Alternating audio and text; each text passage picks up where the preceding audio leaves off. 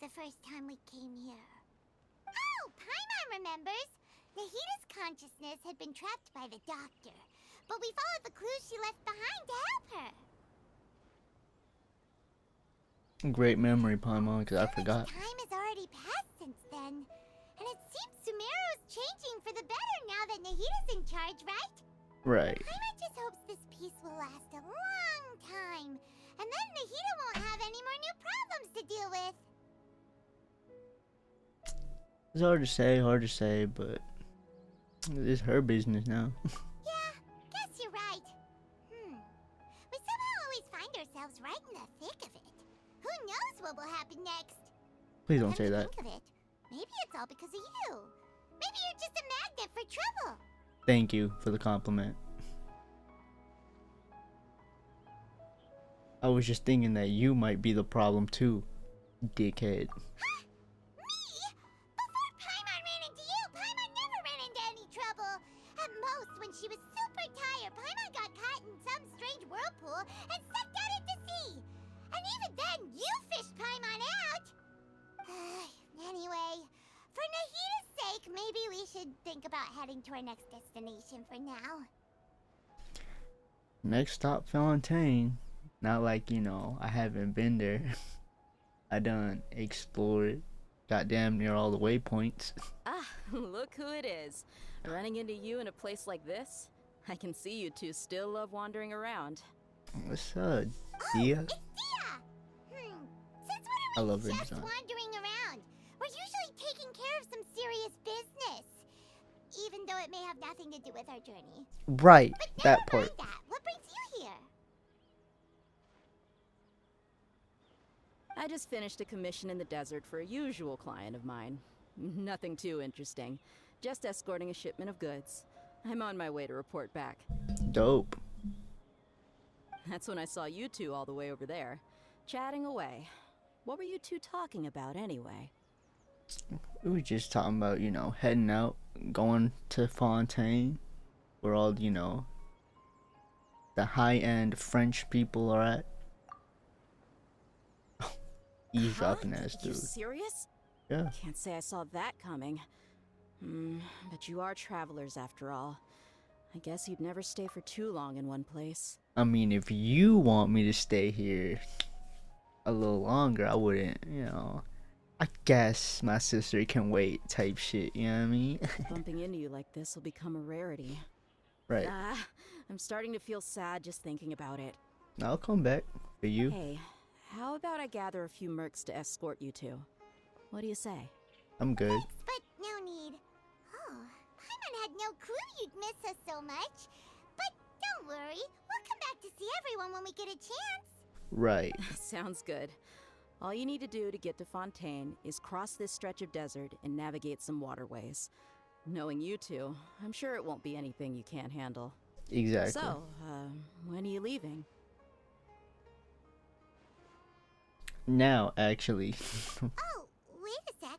Paimon just remembered there are still a few dishes in Sumeru that Paimon hasn't tried yet. Now, where's that list Paimon made? I hate you, fat ass.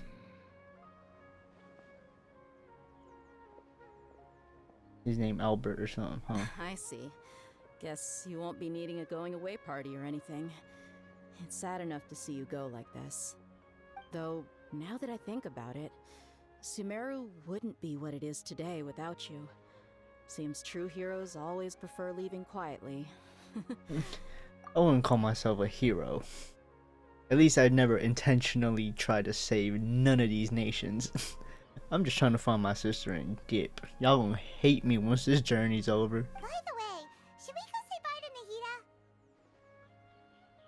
I mean, she'll know from our dreams anyway. Oh, good point. Then there's no need to bother her in the real world. She busy as hell. Then, I guess this is goodbye for now, Traveler in Paimon. Whether as a client or a friend, you're always welcome to come find me. Bye, dear. Take care. Goodbye, Dia. We appreciate you. Sumeru. Cool. Cool. Oh, they said we'll teleport you, no need. After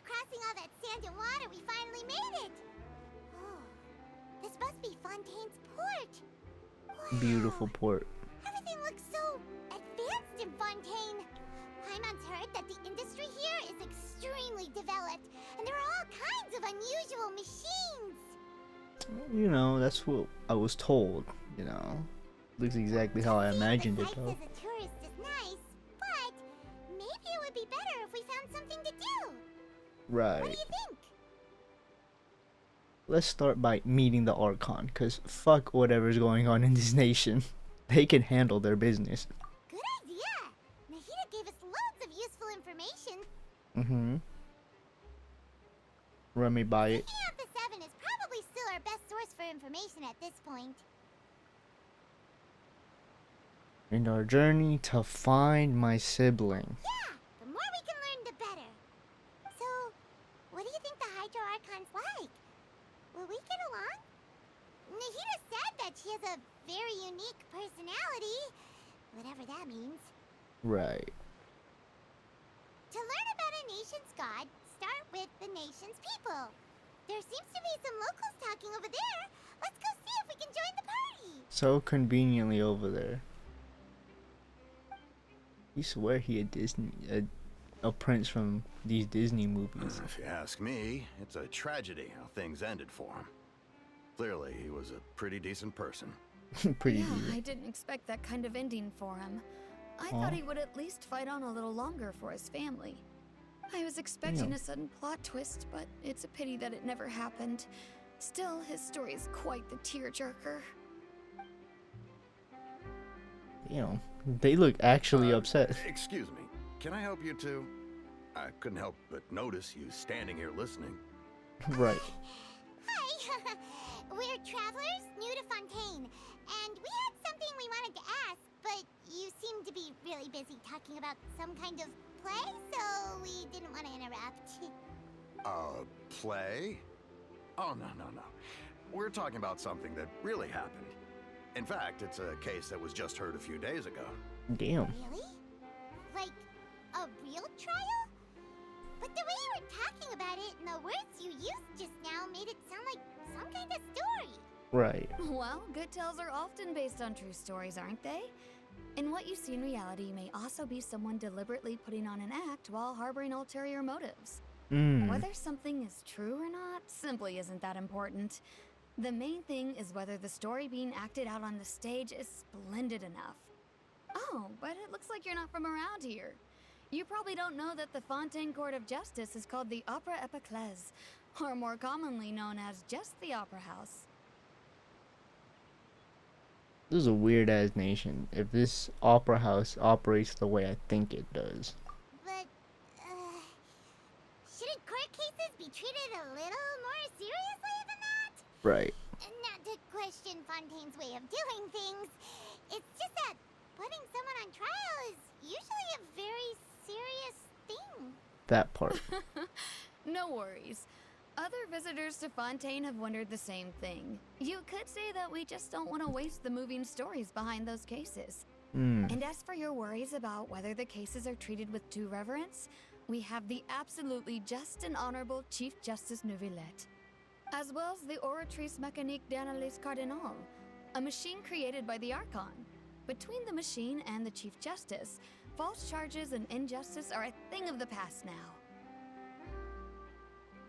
So this is the nation of justice. A judgment device created by an Archon. Great. Pure trees? Is it some kind of machine too? Oh, Paimon's curious. We should check it out if we get the chance. Wait, Paimon almost forgot to ask you our question. Do you know what we should do if we want to meet the Hydro Archon? Commit a crime. Oh, that's easy. Just go to the Opera House. Lady Farina practically lives there. You could definitely say Farina. it's her biggest passion. I think what they mean is that they wish to speak with the Archon personally. In that case, I'm afraid it's going to be a tad more difficult. You'll have to make an appointment well in advance, and it'll depend on whether or not she has any time slots available. Make an appointment? Huh. Is the Hydro Archon super busy taking care of official stuff? Wait, didn't you say that she's always at the Opera House? No, no. Lady Farina seldom takes an interest with the nation's affairs. The reason it's difficult to make an appointment is simply because she's incredibly popular. That's right. After all, she is the Is that Archon. Lynette over there? Though she may tend to get a little dramatic from time to time, people can't get enough of her. Huh. First time Paimon's ever heard of an Archon being described that way before. Right. Wait! Paimon gets now! The Hydro Archon is kinda like a big celebrity here, right? You see that little cat-eared creature right there? Is that Lynette right there? She hiding right there. I know y'all see her right there, right near that lady's bosom right there. That gotta be her. Gotta be. Unless it's one of those weird little cat things that's walking around this nation. Yeah, I suppose you could say that. Perhaps you could even say our mascot. Hang on. This is still Fontaine's Archon you're talking about. You should show some more respect. Oh damn. Yes, you're right. I guess I should at least try to be a little more respectful in front of visitors. Otherwise, I might get arrested and find myself face to face with Monsieur Neuvillette. Neuvillette. Come on. Sure, there's a lot of laws here, but nobody's going to be arrested for saying something disrespectful about the Hydro Archon. It seems like the people of Fontaine really like the Hydro Archon, but they don't appear to revere her. Alright, I think we get it. Thank you! At least we now know that we can find the Hydro Archon at the Opera House. Mm-hmm. But who knows how long making an appointment will take? Guess we could have a look around the city in the meantime. Right. Hey! What are you looking over there for? There's a girl over there. She's been standing alone for quite some time. Huh. Maybe Oh, damn. something's the matter. She isn't going to jump into the water, is she? Maybe we better go check on her. Sure.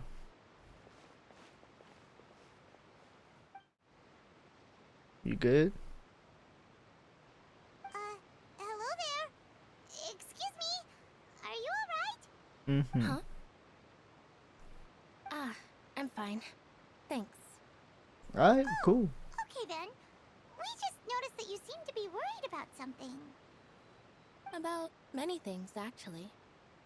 But there's nothing I can do but just keep my troubles to myself. I was just reminiscing about a place my brother and I would play when we were kids.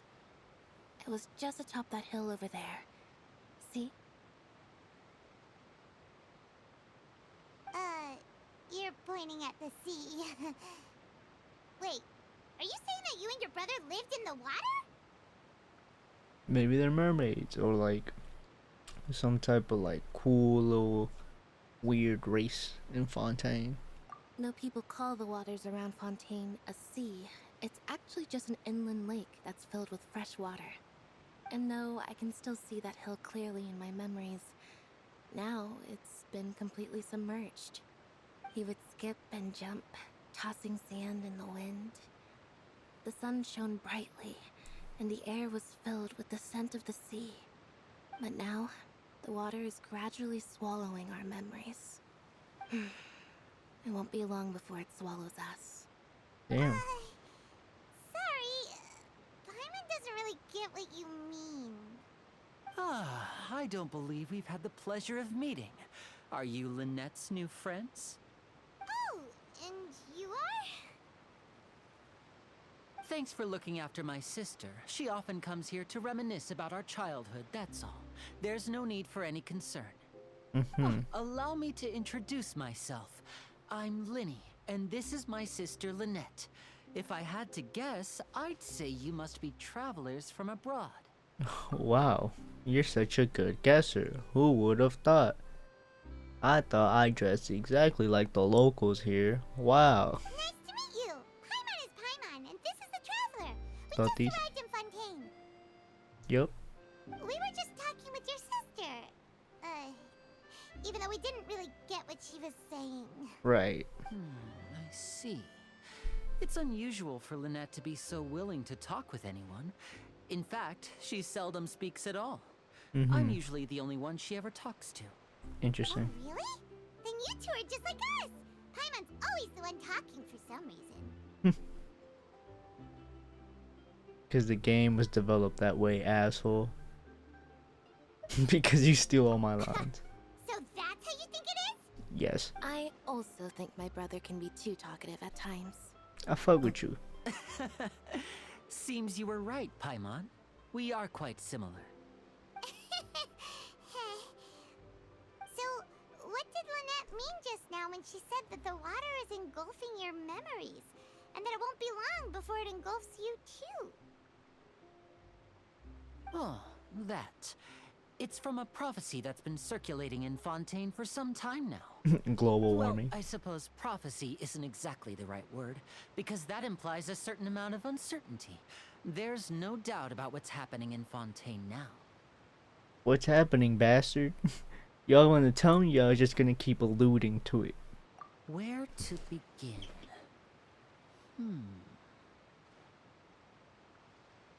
Let's put that question on hold for a moment. We still haven't formally greeted each other yet, have we?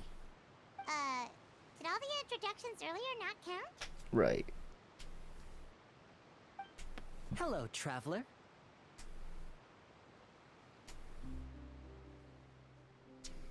What's up, Lenny?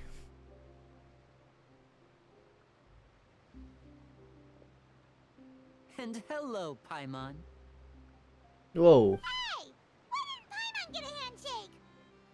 You're not poking fun at Paimon, are you? Please, don't take offense. Just consider it a sort of etiquette we have here in Fontaine when making new friends. You should remember it. It might prove useful. Oh, all right then. Well, Paimon's just happy to have a local friend now. I don't By like the him. way, we were just getting ready to go to the Opera House to meet the Hydro Archon. Would you be able to show us the way? So you're going to see Lady Farina? No problem at all. In fact, I was planning to go to the Opera House later myself. I'll gladly take you once I finish things here. Please Dope. follow me. Ooh.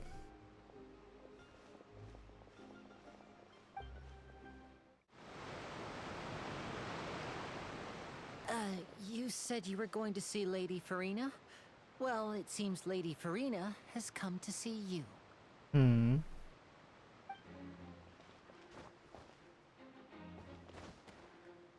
Goofa.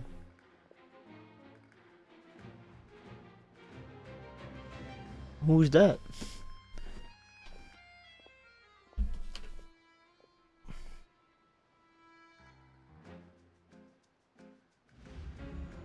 Oh.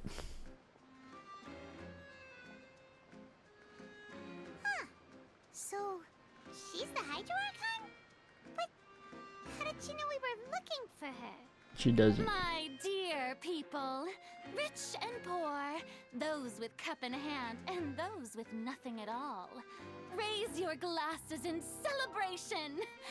If you don't have one, then just raise your hand in lieu.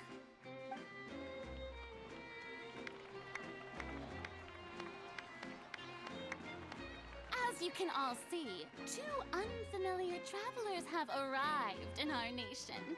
Come, let us make a toast in honor of this traveler and his companion, who have journeyed here from distant lands. Sounds a bit sarcastic. Or like she's disrespecting me. About us? Underhanded, there we go, that's the word.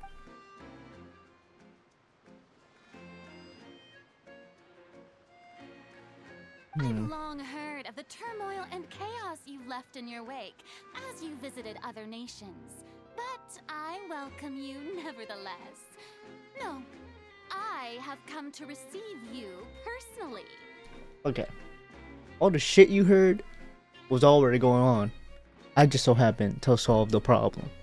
You cannot blame me for all the bullshit these other nations have been going through. Fear is for insignificant cowards. Okay. I am a god, and I will never entertain the notion of such meaningless wariness. You can be rest assured, I see clearly your sincerity. Of Okay. course, seeking an audience with me is the most sensible thing to do. It will allow you to truly behold my power and witness my authority. Intelligent people always gather under the correct banner. Okay. I, Focalor, hereby welcome you to the nation of Hydro and acknowledge the value and significance of your trip. Now, you may rejoice in this. Dope. Yeah, Paimon still can't believe it. Feels like we've only been here for a few minutes. Right. But the Hydro Archon's entrance was, how should Paimon Extra. describe it? A little over the top? Yep. Miss Hydro Archon? How did you know we were coming? Right. I see. As Outlanders, you inevitably lack even some of the most basic understanding. Don't What forget the fuck? that even the gods can be divided into the mediocre and the excellent. I suppose it's only natural for you to be awestruck by my abilities. Who shot you a text that I was coming, dickhead? Mean as hell. Rude as hell for no You fucking had reason. best stop and consider. Do you really have the noble qualities and etiquette necessary to communicate with a god? All it takes is a flick of my finger for me to know everything This about bastard Richard over here done snitched me out. Dickhead. For one, dickhead. Whoa, talk about sounding high and mighty. It feels like she can't get over herself. you. Oh, what's with these looks? Perhaps the welcoming ceremony still isn't enough? What else should I say then? You could try being fucking nice, dickhead. Damn. I caught it straight in that last sentence and I'm like, damn, I just met you, bruh. Is she waiting for us to start talking? Right. Wow, I didn't expect to see Lady Farina here. What a surprise! Wait, does this mean they're the legendary blonde traveler? How did I not notice before? Cause my man's is probably like 5'5" at best. Hey, what's all the commotion? Oh, is that Lady Farina? Is there some kind of drama going on? Of course. That's the blonde traveler. The one all those stories are about. Lady Farina came here to personally see him. Oh, I bet this is gonna be the duel of the century. I'm gonna have to fade her. I've got to see this. I knew Lady Farina would never disappoint. She don't want the hands. I'll tell you that shit for free. Yes, but don't get too excited now. My dear believers and spectators alike tend to get quite rowdy, and despite the noise, I've come to tolerate all their ruckus. Mm-hmm. You may consider this my reward to all of you. I have determined that there will be an epic duel between myself and this traveler from another land, just as you were hoping to see. Now she wants to fight? Right. Aren't we getting a little ahead of ourselves? Fighting gods. That's on my resume.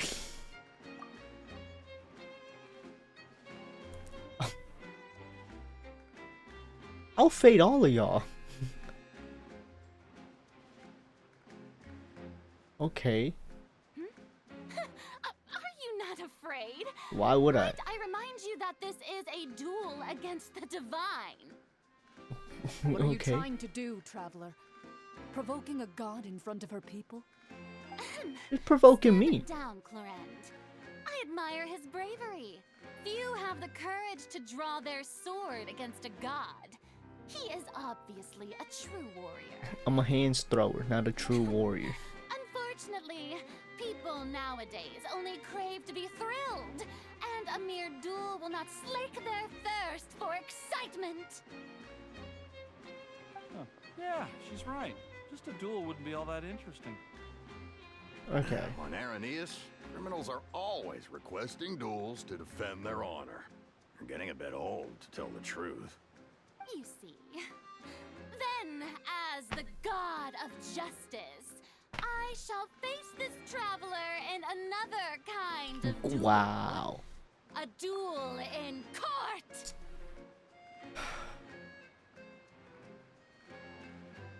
Your Honor, she is in fact capping. That's gonna be me. That's gonna be me. Some Ace Attorney type shit too. Objection! All right. Now that'll be worth seeing. No, it's not. Right. This is Fontaine, after all. Such a grand opera house. It would be a pity not to use it. Why do you care so much about the crowd's reactions? Seems you've spent a little too much time in the opera house. Right. Besides, how exactly do you plan to have a duel in court? You mean you're going to put us on trial? We literally just showed up. Oh, we have reason to put you on trial. It's obvious, isn't it? What, trespassing? According to Fontaine law, no one is permitted to release any flying objects within Fontaine city limits during the first 3 days of each month. What You a are clearly guilty of violating this law, no? what a obviously like what's it called? Such a bullshit law. Like it's such a coincidence that she has this law. This is a stupid ass law. Oh, so that's what they've done wrong. That's Our Lady Farina. She makes them up as no they one knows go. the laws of Fontaine like she does. You call that obvious? What kind of law is that? Wait, flying object? You mean Paimon? Feels a little racist, don't it? Are we gonna see Paimon walk? Precisely! Now, if you two have no objections, then in the name of the Hydro Archon, I order your arrest. My apologies, Lady Farina. I don't mean to spoil the fun, but if you would allow me to interject, I don't think that Paimon here meets the definition of a flying object. Thank you. You tell her, Lenny! Finally someone who's not crazy. How could anyone call Paimon a flying object? Right. Ah, great magician Lenny, my beloved citizen. I'll permit you to object, but how exactly do you plan to prove your claim? As a magician who just Leech. rained on your parade, I naturally should shoulder the responsibility of saving the show. So, with such an audience gathered here, allow me to perform a trick for everyone. Okay.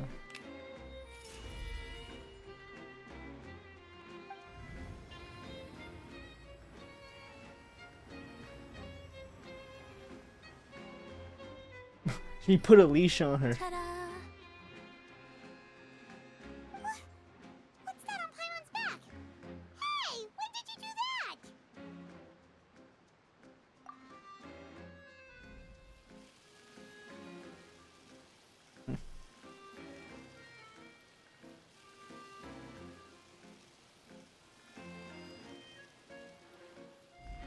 There.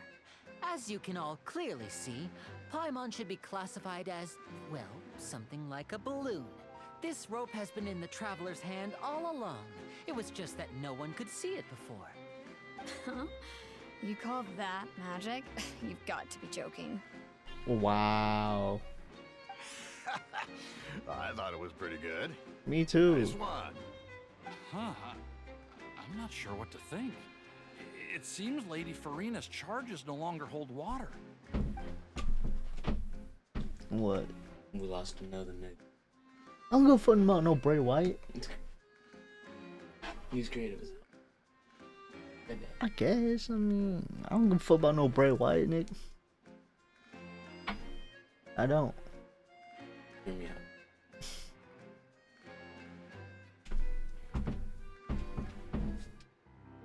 R.I.P.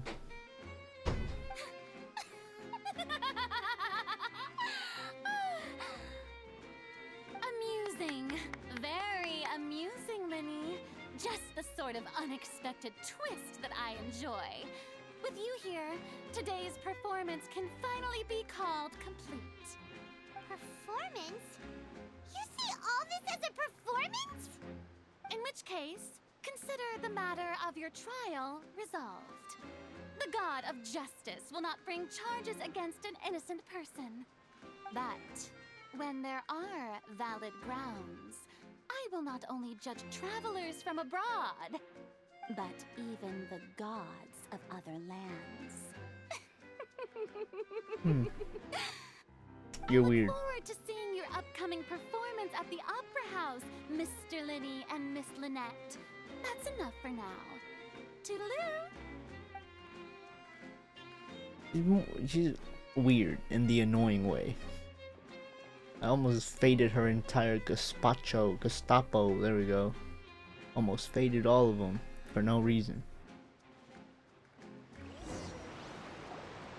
And just like that, she's gone. Well, that's the most unpredictable Archon Paimon's ever seen. She I unique. haven't had a chance to ask her anything. Mm-hmm. But that's a problem for future Paimon. That whole scene just now was really... You knew this was gonna happen, didn't you? Don't mention it. I just happened to remember that there was such a law, so I did a little preparation, just in case. I didn't think it would actually come in handy. So, now do you see what kind of god Lady Farina is? Yeah, a weird She one. can be a bit confusing at times, but she is still amenable to reason. Is she really that reasonable? Anyway, Paimon had no idea you were a magician, Lenny. It sounded like you'll be performing at the Opera House, right? I just know a few simple tricks I use to make a living. Lynette is my assistant. Mm-hmm. It will actually be my first time performing on the most prestigious stage in Fontaine, the Opera House.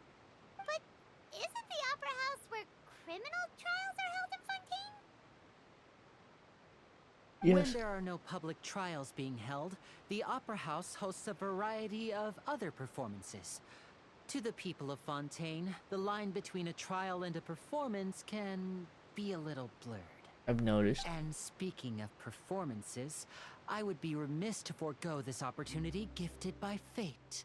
Might I invite the two of you to see my performance? Might as well. I ain't got nothing better to do. My brother's always excited to make new friends. Noted. Oh, sure. We don't really have anything to do now, and we wanted to go to the Opera House anyway. Right, we might as well. It's out the way. You know, I'm not breaking my schedule type shit. Splendid. In that case, why don't we go together? I'll show you the way. I just have something to take care of first. You need any help? You really mean it? Then I'll take you up on your offer. Mm-hmm. This is a magical item known as a magic pocket. Perhaps you can help me distribute them to the people here. Dope. Huh? What are they going to use it for? About that... You asked me before about the prophecy, right?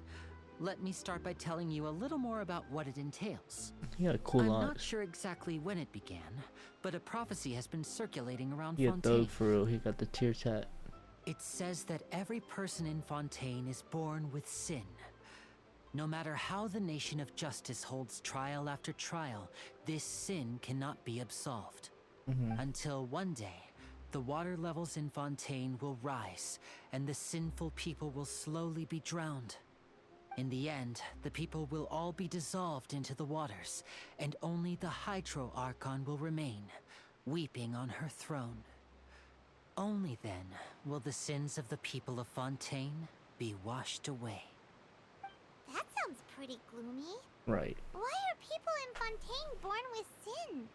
What is that supposed to mean? There are lots of guesses. Some say that the ancestors of Fontaine stole the power of the seas and stirred its wrath. Others say that the people of Fontaine never heeded the first Hydro Archon's warnings and offended Celestia. But here in Fontaine, evidence is what matters. There hasn't been concrete evidence for any of these claims, so they can only be regarded as conjecture.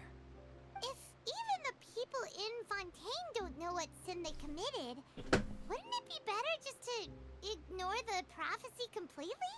Right. Why bother feeling guilty all the time? That's exactly what the people did at first.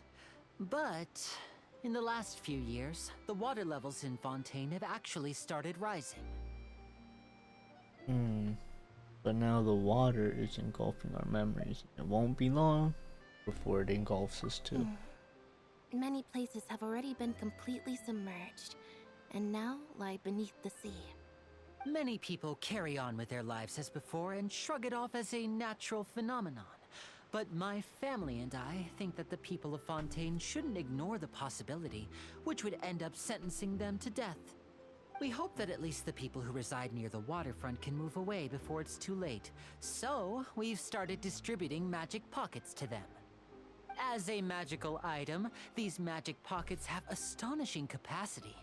I'm sure they will come in handy when people are moving their belongings. Oh, Paimon gets it! It's like preparing for a rainy day! But this is more than a bit of rain. The little legend is true. Then is there no way to prevent the disaster? Perhaps only absolute power could ever contend with such a catastrophe. But who knows?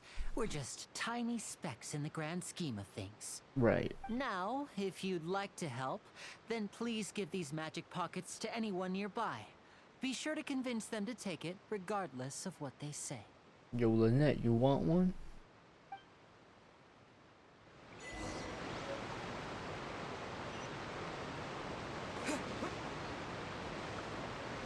Yo, play a partner. I got something for you. Yo, missus, I got something for you. Oh? You already handed out all of the magic pockets? That was fast. So, what did people have to say? I bet you heard some, interesting opinions. Yeah. Yes, but that will change once disaster strikes. I know they'll change their minds, so it's only right to help them prepare. Right. Is there anything else you need to do before we leave? Right, before it gets tedious. Yes, one last thing. I have the magic pockets made by a workshop in the court of Fontaine. Since we're out and about, I was thinking about bringing him some more materials. So, you want to collect materials? Just tell us what the materials look like and we'll help. Many hands make light work. Oh, that would be much appreciated. We'll need some Romaritime flowers. I remember seeing them near the waterfront on the east side of the harbor. You made quick work of that. I can tell you're an experienced traveler. I've also finished collecting a few here. Maybe next time you'll feel like helping too, Lynette. No way. I'm in power-saving mode today. Otherwise, I fear I may not have any energy left for the performance at the Opera House. Fine. Though the performance is still a long way off. Now that we're finished here, we should get ready to head back to the court of Fontaine. So, we're going to the court of Fontaine before we head to the Opera House? Good. Paimon wants a tour of Fontaine's largest city and try...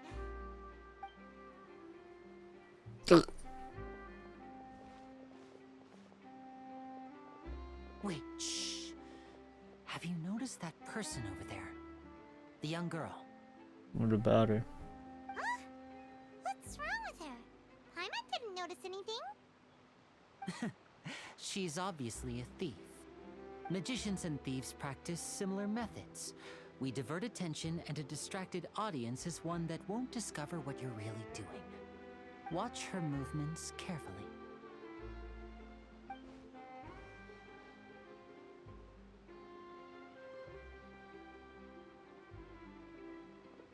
Oh, he's right! Shh, keep your voice down. We need to think of a way to catch her, but it seems she's very alert. Perhaps we should split up. I am not a police officer. You two can ride the lift over there and wait up top. I bet that'll be her escape route if she tries to run. Understood. All right, let's go. This is the spot where Lenny wanted us to wait. Right. There she is. Oh, look! Isn't that her? Stop pointing. Get ready to stop her. Oh. Oh no! Did she notice us? She started running the other Dope. What should we do? Should we chase her? Our job is to block this path. You're right. She might also be trying to lure us away.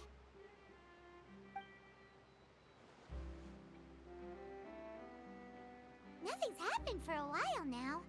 Paimon wonders if Lenny caught the thief. Seems there's no reason for us to stay here. Are you sure that's all she took? You should check to make sure you're not missing anything else. No, that was all. Oh, I can't thank you enough. I didn't notice a thing earlier. Anyway, I should be going now. Thanks again. Oh, were you returning what the thief had stolen? No. That's right. Oh. Pity I wasn't able to catch her. She distracted me by dropping the thing she stole on the ground. By the time I looked back, she was already gone. I saw the general direction she went, but Lenny twisted his ankle, and I needed to make sure he was okay. Wow. Oh, did you get hurt, Lenny? I'll be all right. It's just a twisted ankle, that's all. In fact, it's feeling better already.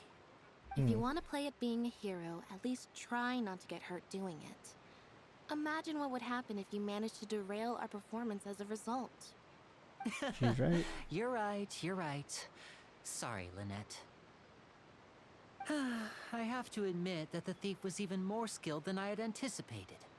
But at least we were able to get the stolen items back, so it wasn't a complete failure. What a slippery little thief. Guess things turned out all right in the end, though. Lenny's initiative paid off. All right, let's put this little detour behind us.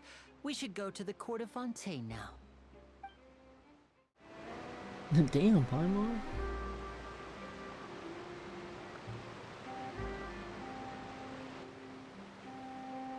So, we ride this thing to go into the city? What an ingenious way to get around. People in Fontaine really know how to use water. This is an aqua bus. It allows people to travel between several key locations around Fontaine. It's pretty convenient, but the ride can become a little dull after a while. The scenery is always the same. That's why it's better to travel with friends. So you mean it's still boring even when I'm riding with you? Wow. No, that's not what I meant. It's just that, well, you don't really talk that much. Besides, it doesn't really feel like a real trip when it's just the two of us. It's the same as being at home. Whatever. Damn. Guess that's what it's like to be an older brother. It's about time for us to leave. Let's get on board. All right.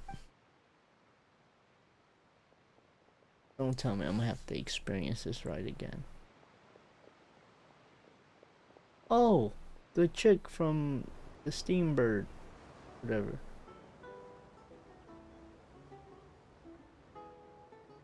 Huh? What's up? What? Traveler! Paimon! Charlotte! I did not have to wave like that. Oh, I never guessed I'd bump into you while riding the aqua bus.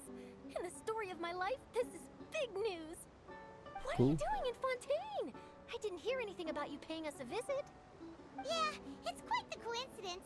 But as travelers, we're always on the move. It's not surprising that nobody knew we were coming. Right. Though we still have no idea how the Hydro Archon knew about us. Oh, let Paimon introduce you to our new friends. Oh, no need for introductions, Paimon. I would recognize the great magician Lenny and his assistant Lynette anywhere.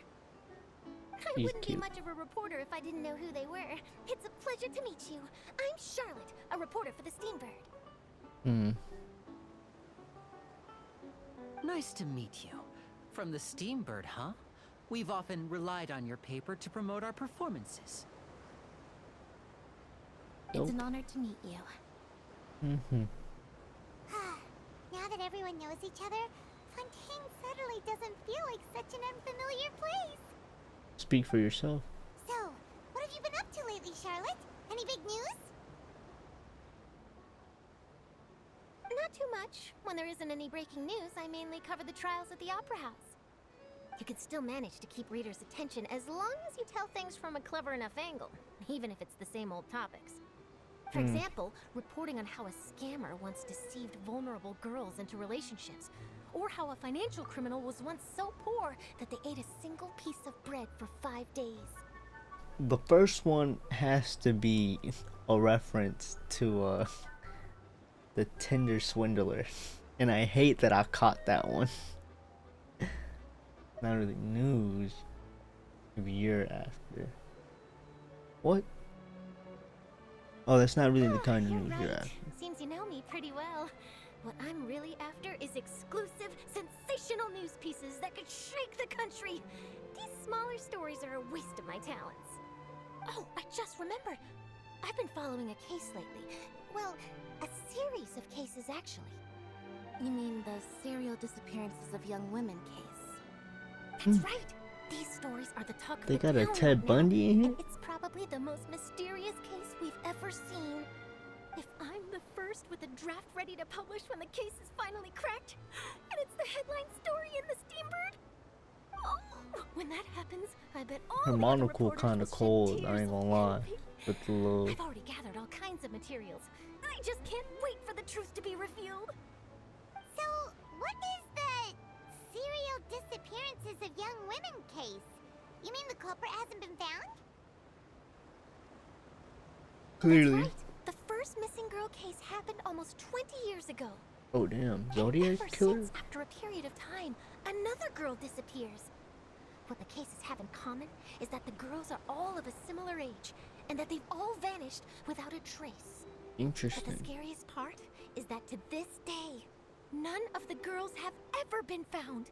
Many suspects have been arrested over the years in connection with this case, but shortly after each arrest, another disappearance would always happen.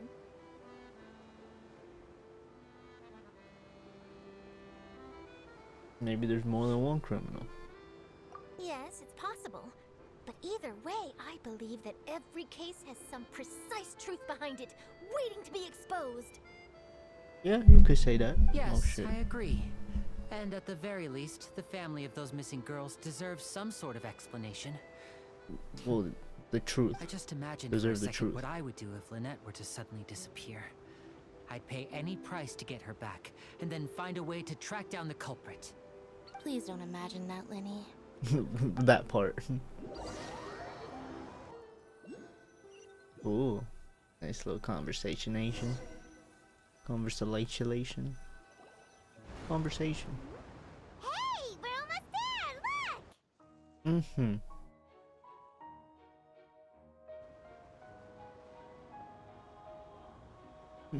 He's so cute. He does a little backflips.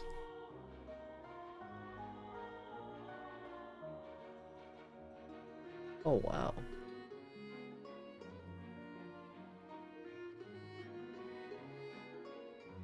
Okay, the cinematics.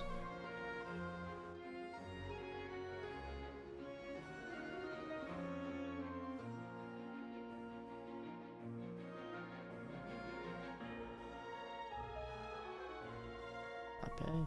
Not bad at all.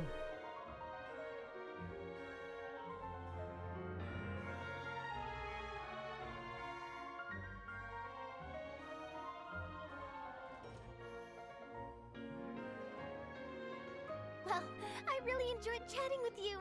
Life should be full of pleasant little surprises like this. Yeah, us as well.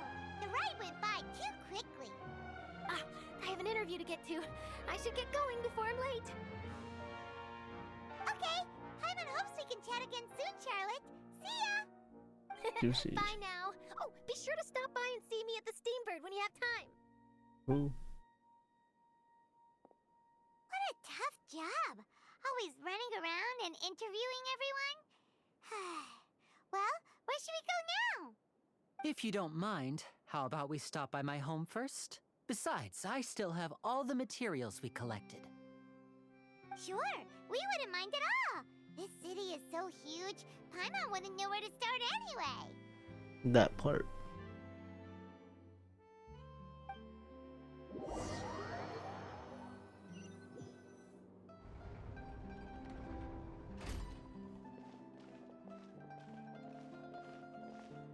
Dope.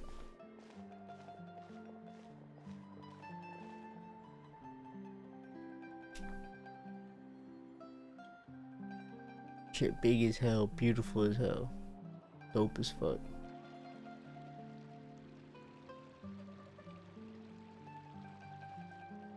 This is our current abode. Current. Ah, Fremine, you're home. Where did everyone else go? I have some new friends that I would like to introduce. Oh, they all just went out a moment ago. I like his hat. I see. Everyone is getting busier now that Father will be returning soon. I suppose that can't be helped. Mm-hmm. Allow me to introduce you to my little brother, Fremine. He is a Fremine. phenomenal diver. Cool. Hello.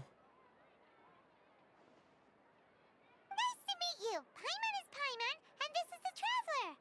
Oh, you sound very proud to have a diver as a brother, Lenny. You got a big ass family. Your parents don't watch TV or nothing, huh?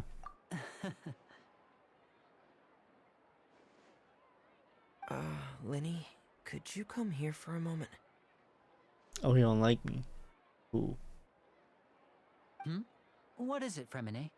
Do you have something to tell me? Fremine. It might be family business, but you good. So, Lynette, what you been on? Trying to do? Okay, I see. Is everything all right? Oh, it's nothing. We were just discussing a little housework. Sorry for the interruption.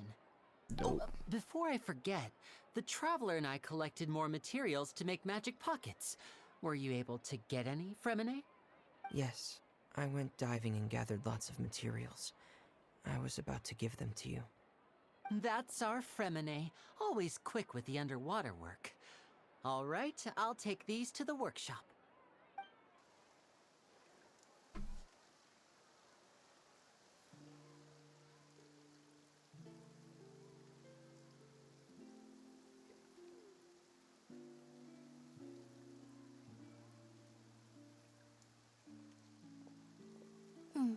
Looks like rain. Mm-hmm. You're right. But wasn't it clear and sunny just a moment ago? Fontaine's weather sure is weird. I'm afraid that's just how it is here. It often rains on days where there are trials being held in the Opera House, but don't worry, it'll clear up soon enough. What's wrong, Fremine? There's a legend about the rain that I tend to believe. It's said that a dragon of water once resided in Fontaine. Though we don't know where the dragon went, every time it weeps, the skies will cloud up and pour out rain. When I was a child, my mother told me that if I wanted to go outside and play, I should yell toward the sky at the top of my lungs. Hydro Dragon! Hydro Dragon! Don't cry!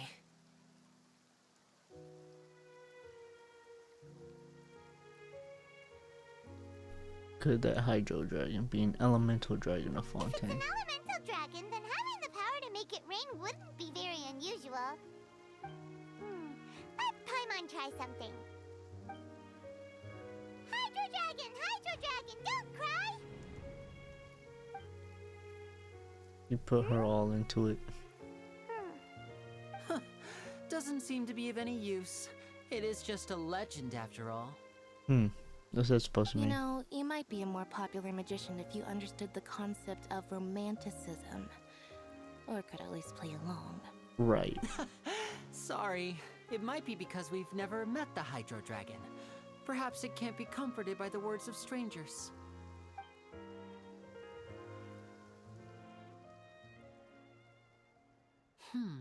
It rained for longer than I suspected. Oh, it's already getting late. Right. Was there something you needed to do, Lenny? Yeah, some preparations for the show at the Opera House. I need to find a way to catch the last aqua bus of the day. On the day of the performance, just ride the aqua bus to the island of Araneus. I'll have Lynette meet you at the fountain in front of the opera house. I'll see you there then. Oh, are you leaving now? Yeah.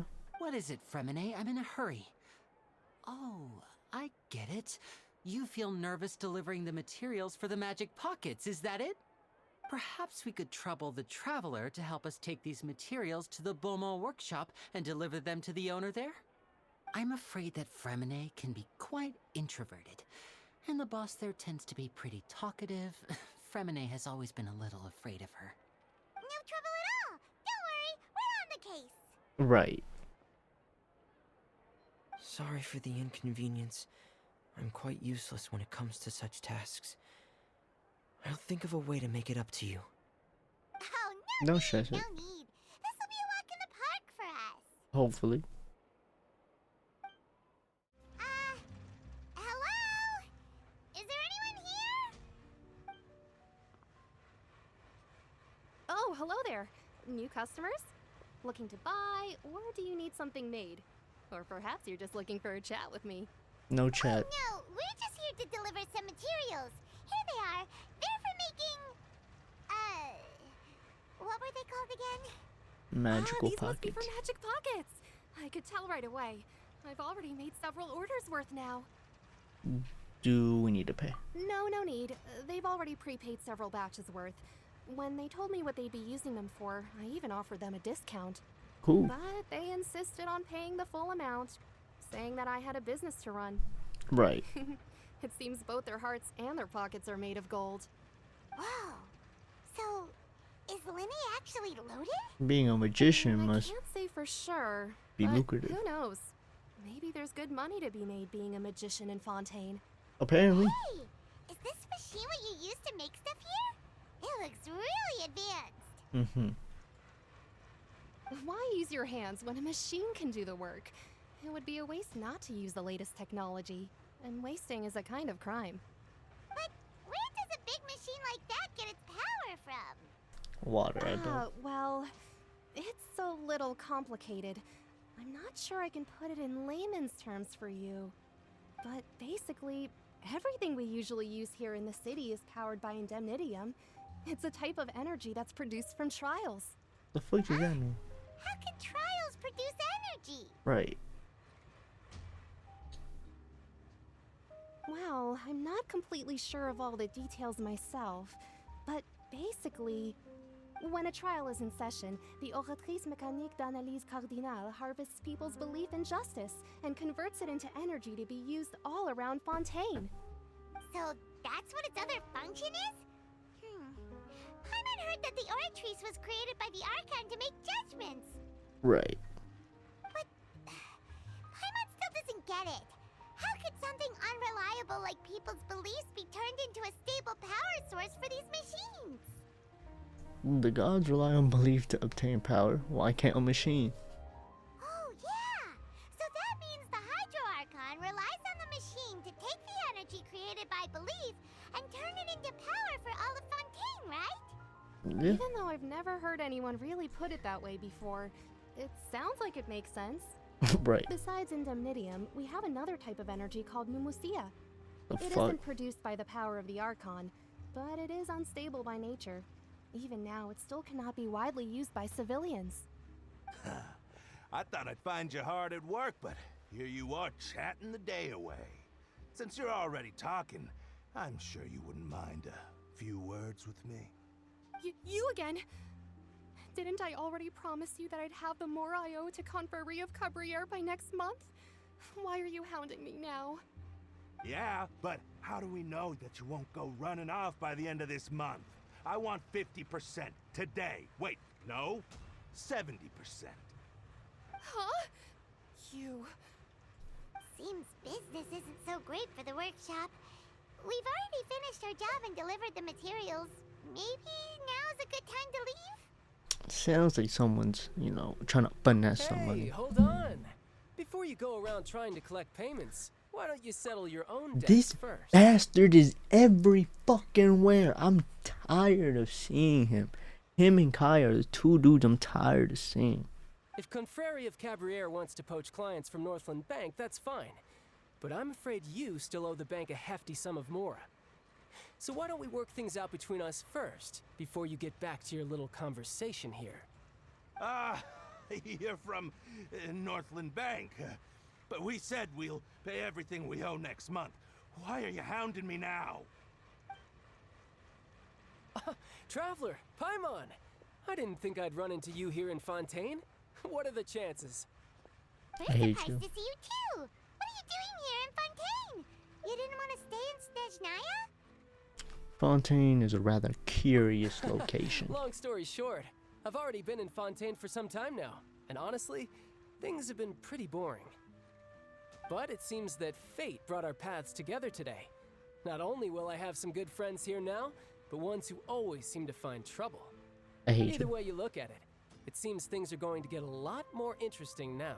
Don't say that. Pretty sure we'd want to avoid anything that you'd find interesting. Besides, our trip here has gone pretty well so far. Right, Traveler? I think we've already weathered enough storms for now. Hey, you, Northland Bank boy. Aren't you forgetting something? Don't interrupt. It's not often I run into the Traveler like this. Why don't you wait for me over there for a while? Wow, he does not care. You kidding?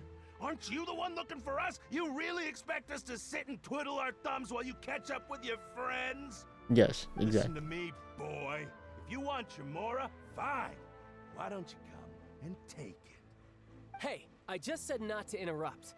Oh, by the way, Traveler, the last time I took Tonya and Tooser ice fishing, Tooser said, "Hey, that's way over the line. All right, boys, let's see who has to pay up now." Can you at least let me finish one sentence? Fine. Though the bank told me not to get rough with our clients. You're the ones who started it. This is an act of self-defense. You two will have to be my witnesses, okay? No. Actually, you beat the shit out of them for no reason. I'm unsure this won't take long. What's your deal, Brad? How are you so strong if you're just a staffer from Snezhnaya's Northland Bank? Wait, don't tell me you're...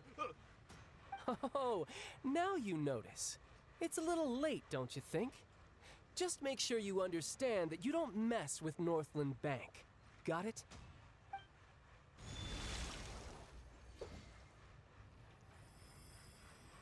Huh? Now's my chance!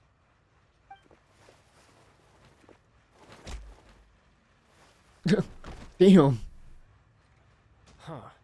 That was weird. What happened? You alright? I'm not sure. It's as if I suddenly lost control of my hydro powers when I needed them.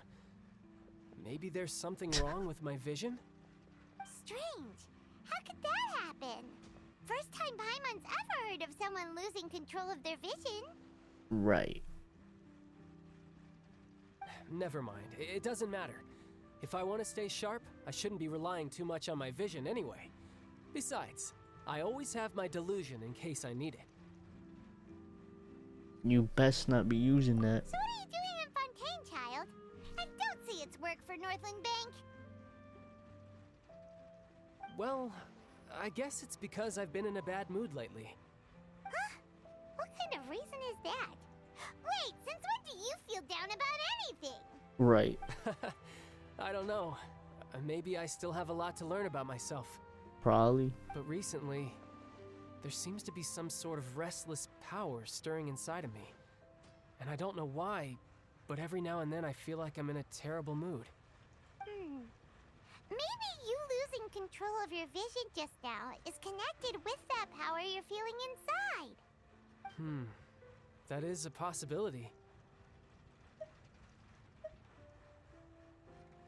You have any idea where I it came can't from? remember if I ever mentioned it before, but when I was 14, I fell into some unknown abyss.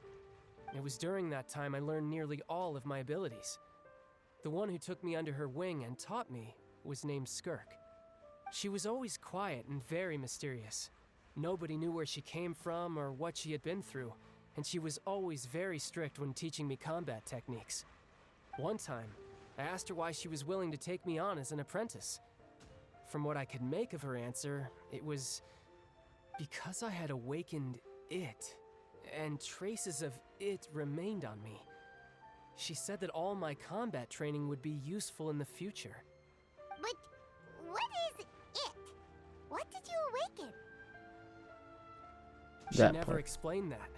But my guess is that it's related to a dream I saw when I had just fallen into that abyss. In my dream, I was in the deepest depths of the sea, and the boundless seabed was all around me. But in front of me appeared a whale that was so massive, I felt like I couldn't breathe. A whale? Oh, that sounds familiar! When we fought against you before, you summoned a huge whale that seemed to leap at us. Is that the one? That's just an abstract form of a whale that I create using my elemental powers. It takes that shape because the scene I dreamt of the whale has always been stuck in my mind. I'll never forget it. So you used the whale as inspiration for one of your moves? Huh. Seems a little twisted to Paimon. Right. So why don't you just go ask your master? Maybe she knows the answer.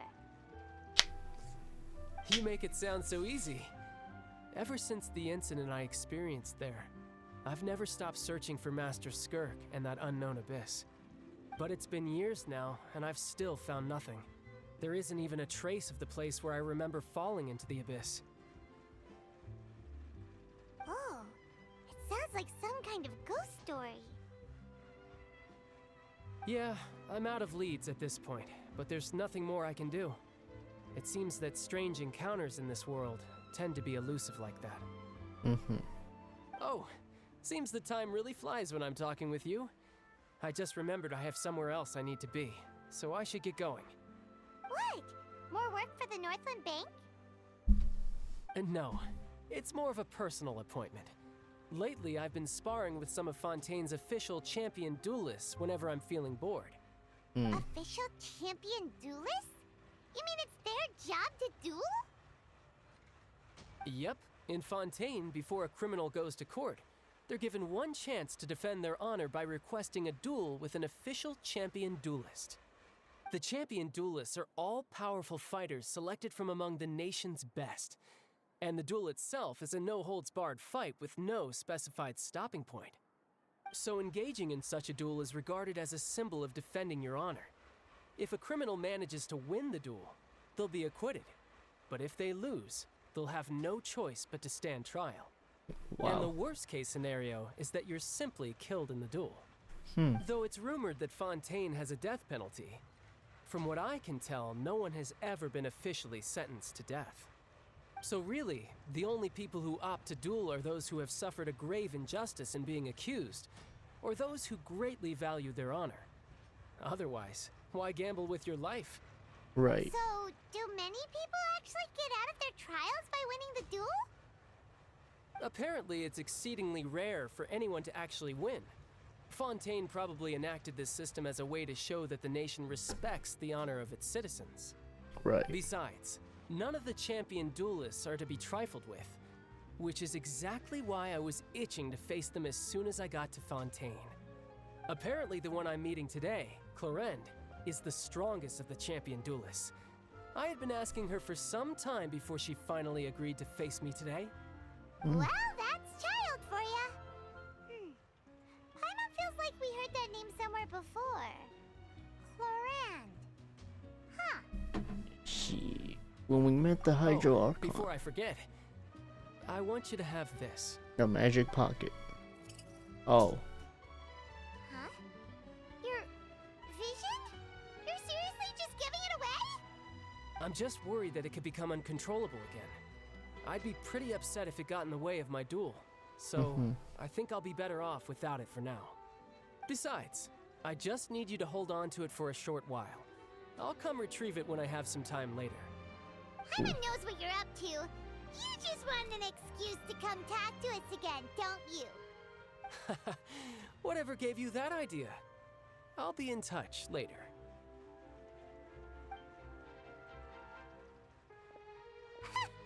That sneaky guy.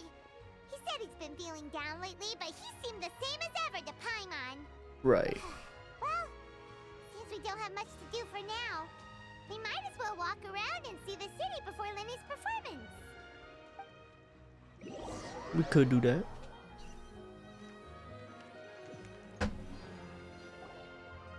Wow! Who could have seen that coming? The reporter who was barely around for most of the story was the murderer all along! You know, it's rude to spoil shit like that. Sorry. Paimon was just surprised, that's all. Whew. Paimon never saw that twist coming. The murder mystery novels here are amazing! Who would have thought you'd enjoy reading? The whodunits here in Fontaine are a lot different than the light novels you see from Yai Publishing House. Both have their merits, but Paimon thinks this style of novels are more, well, novel. It's so exciting to reach the moment when the mystery is uncovered, especially in the one Paimon was just reading. You should buy a copy and read it too. You already spoiled it. Oh, sorry about that. Paimon will be more careful next time. Better. Hey, shouldn't we be heading to the Opera House to see Lenny's performance soon? It's almost time for the show to start, so we should get going. Right. Lenny said that the Opera House is on Aranias, so let's go ride the Aqua Bus. I'm not riding the Aqua Bus. I hate to break it to you, we're not riding the Aqua Bus. Now this is fancy! The Opera at the Cles. What a place to hold a performance! No wonder Lenny and Lynette were looking forward to it. Right. Looks like there's a lot of people standing around the fountain up ahead. Oh, Archon, please bless us with a bright and healthy child. We pray. I don't know why you always feel the need to ask so much. I'll be happy as long as our child is healthy and lives a peaceful life. Damn. I guess if they're our kid, then there's no doubt they'll turn out smart. I'm disgusted because I'm not in love like them. In Fontaine. There sure are a lot of couples here. Right. Vache. Huh? What's wrong? Shut up, Paimon. Vache. Vache. You hear that? No, Paimon didn't say anything. Are you hearing things?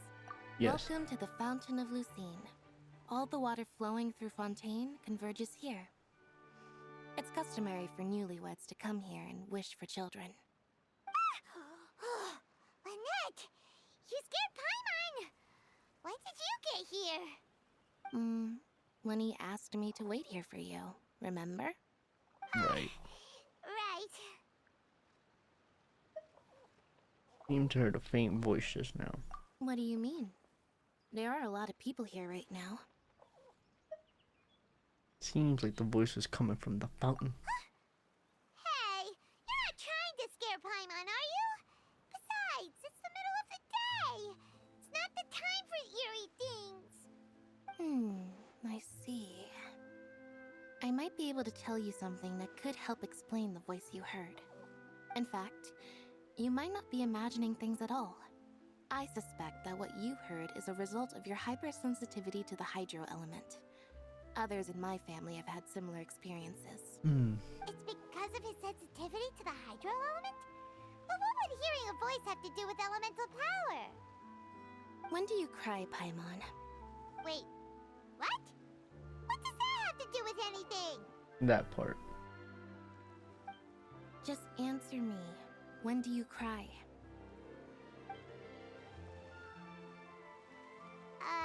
When Paimon's really sad? Oh, and when Paimon's super happy. Oh, and also when Paimon's really, really scared. Then you should understand that tears contain your most intense emotions. Like I just mentioned, the Fountain of Lucine is where all the flowing water in Fontaine converges. Even the tears that fall to the ground will eventually gather here. So maybe what you heard was the intense emotion coming from someone's tears. I mean, that's a cool explanation. So, what did the voice say?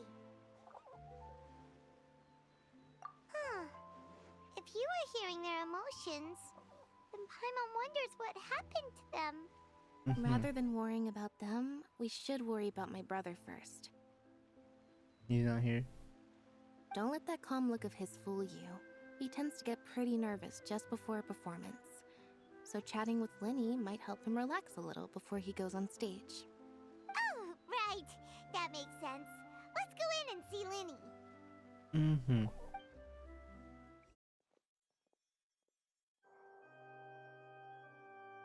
Ah, Traveler and Paimon. Good to see you. I knew you two would come. Are you kidding? We wouldn't miss it for the world.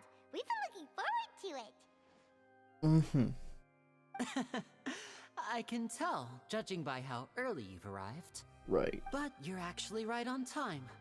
The audience still hasn't started entering the venue yet, which means now is the perfect chance for us to take you to the best seats in the house. Wait just a moment. I'll fetch the tickets.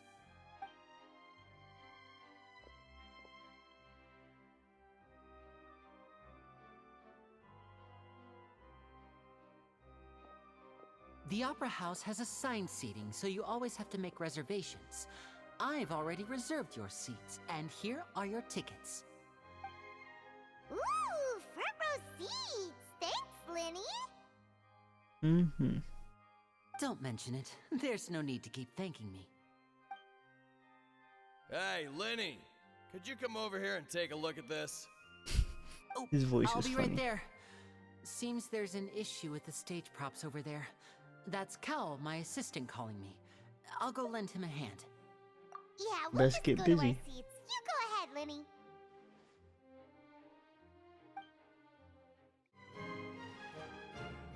Who's that? These should be our seats. Come on, let's sit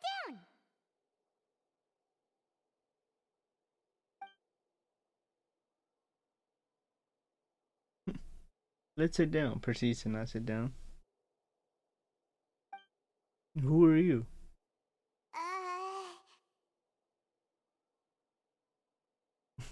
Want me to say something? I don't think you. Did I say something? Hey,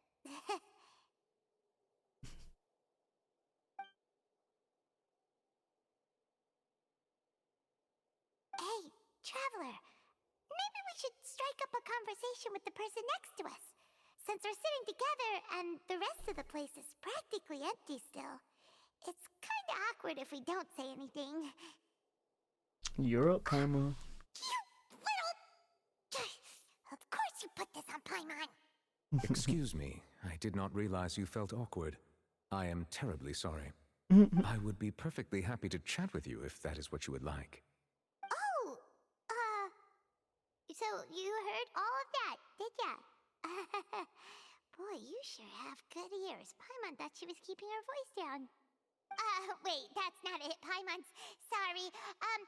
Paimon's the one who was being rude, talking under her breath like that. So let's talk, but, what should we talk about? You see how he has his legs crossed? It's a real man right there. A real man. I be crossing my legs too. Y'all just can't see it. You know what I mean? I be in here labbing. When I'm labbing, trust me, I'm labbing. Legs crossed though. Oh, Paimon's got it. You're also here early and sitting in the front.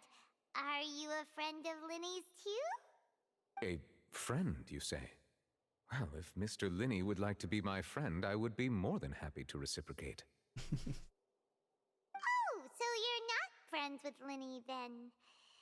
Oh, this is getting more awkward by the second. Paimon nearly forgot to make her introduction. Nice to meet you. Paimon is Paimon, and this is the Traveler. We just arrived in Fontaine. Right. Like my scarf? It's cool, ain't it? It is an honor to meet you two. I have heard of your deeds across Tevat. Who hasn't at this and point? As required by proper etiquette, I will also introduce myself. I am... Oh, Monsieur Nervillet. What an honor it is to have you here to see my show. Nervillet. Ah, Mr. Lenny. I should say it is in fact an honor for me to see your performance in person. He's cool. Nervillet? Could he be... I saw you all chatting just now, but it seems you still don't know who Monsieur Neuvillette is. Not at Allow all. me to introduce you to Fontaine's Chief Justice. That seat is always reserved for him. It wouldn't be too much to say that he's the symbol of justice and honesty here in Fontaine. Ooh, sorry for being so rude just now. Paimon had no idea you were such an important person. No offense taken. Being Chief Justice is merely what I do for work. Nearly every person has their usual reserved seat, so I'm not so special, really. And by the way, I should probably let you know, even though I would prefer not to. There's someone sitting up there in the VIP seats that has been striking a pose for quite a while now.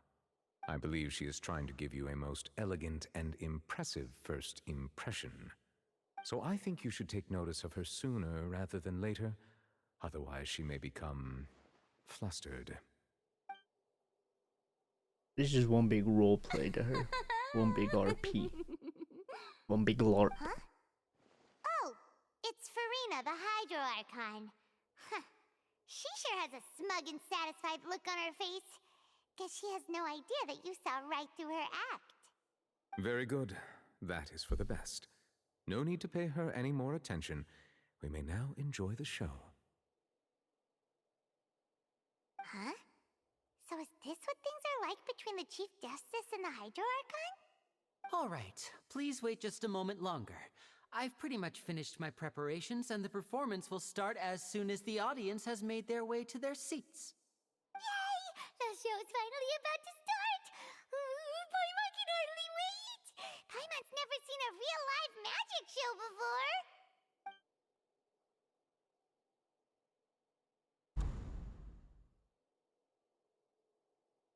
Ooh! They're dimming the lights! The show must be starting!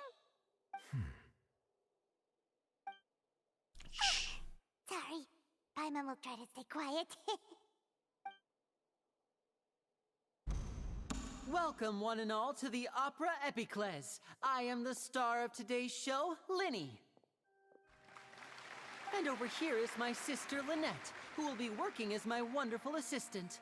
Please, let's give her a warm welcome. Hello, everyone.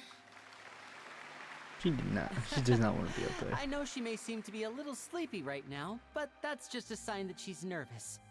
Whatever. Now, some of you may be thinking, two vision holders who can freely manipulate elemental powers performing magic is not true magic at all. So, I would like to take a moment to assure you that elemental powers will have nothing to do with what you will witness on the stage today.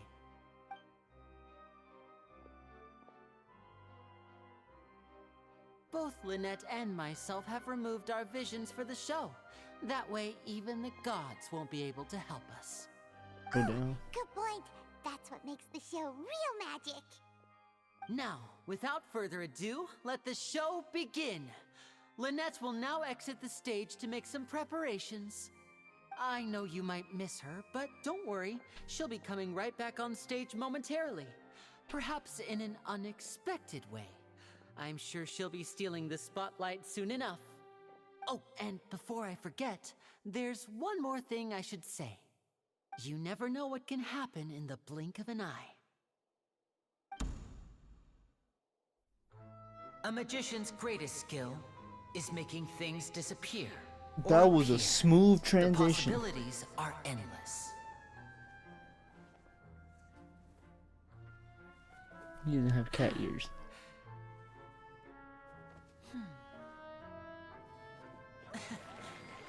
Okay. Huh?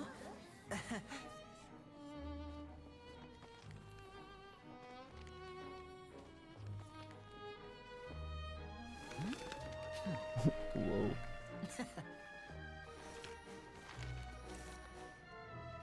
You got a lot of cards But on you, this but isn't what you came for. These little tricks, you've seen them all before. So it's time for something truly extraordinary, don't you think? This one's a little tricky.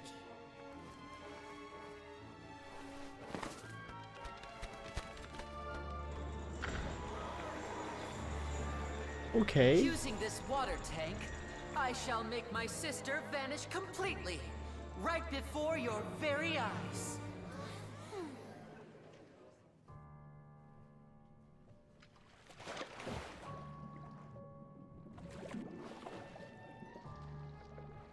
She went in there with a full outfit on. It's actually quite simple. She'll just turn into air bubbles and float right out of the top.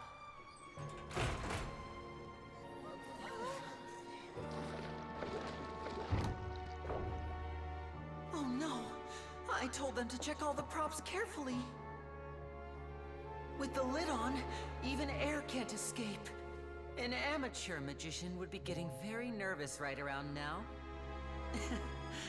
Luckily, it's me on stage, so let me show you what a true virtuoso can do.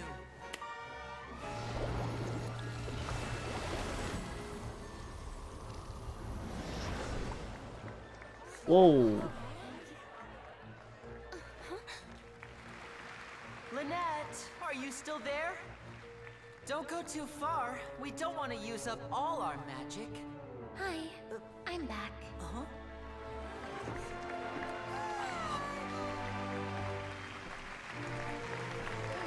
Interesting.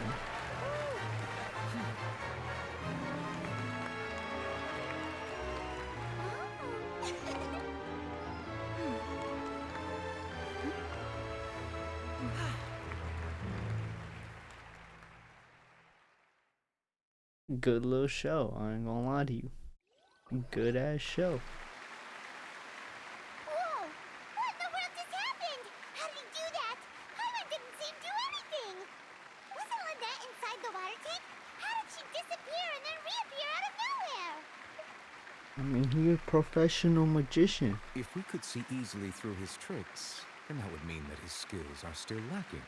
You're To right. appreciate magic, you should focus on the show happening on stage, rather than getting caught up in trying to see that which has been intentionally hidden.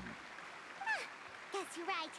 Paimon couldn't believe her eyes when Lynette reappeared. Amazing! Be quiet, Paimon. Thank you everyone. I'm glad you enjoyed that performance. But our magical journey has only just begun. I've prepared even more astonishing surprises for everyone here. The magic of transformation and disappearance can go far beyond what you've just seen. I'm sure many of you are thinking that escaping the water tank was impressive enough, but Lynette is still my assistant after all. In which case, I have ample time to make all necessary preparations. So, for my next trick, I will require the participation of one lucky audience member. Please, if my assistants could bring out the magical boxes now. There are 2 boxes, and only 2 boxes. One is here, and one is there in the aisle among the audience. I'm sure many of our clever audience members have already guessed our next magic trick. A swap! Our lucky audience member and I will each enter a magic box. After 1 minute, we will each emerge from the opposite box. Now please, everyone pay very close attention to the box you see here. Don't give me any chance to make a move. Wow! How's he gonna do this? Hey, do you think this is all magic tricks, or does Lenny have actual superpowers? Let's just watch and The see. lucky audience member will be generated by this random number selector. It selects numbers entirely at random. Even I don't know who will be chosen to participate. Now then, let's begin. Let me see. Oh, row 7, seat 3. Congratulations! You now have the chance to experience magic firsthand for an entire minute. Please, come forward. My assistant will take you beside the magic box. I'm sorry, it might be a little cramped inside, but no need to feel nervous. We've carefully arranged everything for you to be as comfortable as possible. You don't need to do anything, but no matter what strange things may happen, don't come out of the box. If the magic is interrupted, who knows where you might end up? You might even find yourself in the Fortress of Meropide. Oh, okay. The masks are cool as hell. All right. Before I enter the magic box, there is one more thing I need to ask the audience to do. Could you all give me a countdown? Like this. 60, 59, 58. Just keep counting down. You can go a little faster or slower if you like. Can we just skip the I numbers? won't be able to see anything in the pitch black box, so I'll be relying on your voices to know when time is up. Oh, and no tricks now. If you quickly count from 60 in just 30 seconds, then I'll be in a tough spot. Ooh! Paimon kinda wants to count faster after hearing him say that! The whole crowd counting together. You couldn't even if you wanted to. No, that won't do. I can see it in your eyes. You still can't be trusted. Let's practice together. Come on, repeat after me. 60, 59, 58. I'm not repeating shit. 59! 58! That's right, perfect. Keep it going. All right, I'll see you all on the other side once you've finished counting.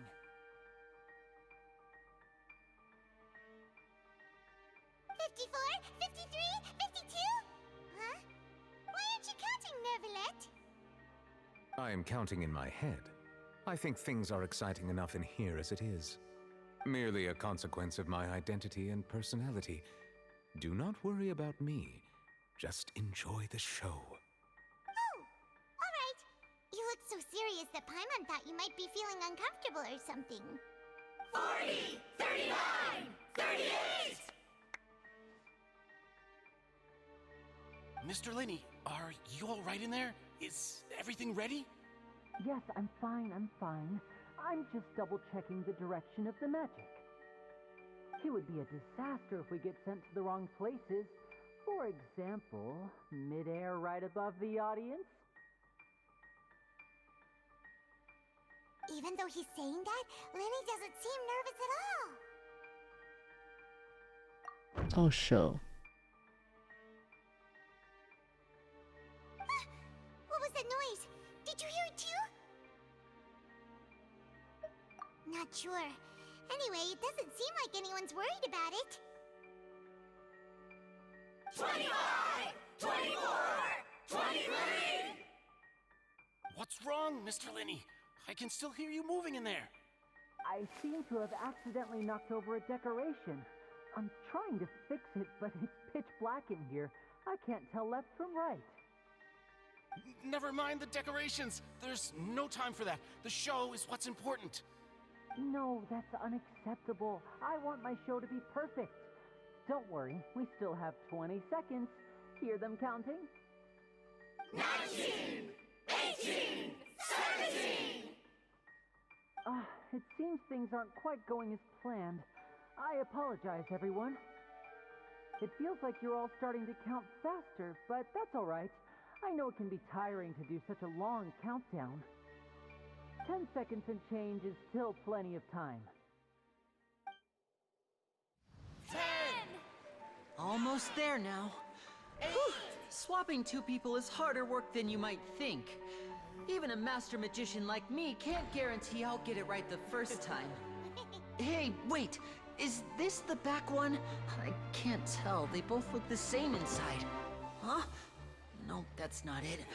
I'll try again. 7! Hey, slow down! Honestly! 5! 4! 3! Whoops! That doesn't count! 0!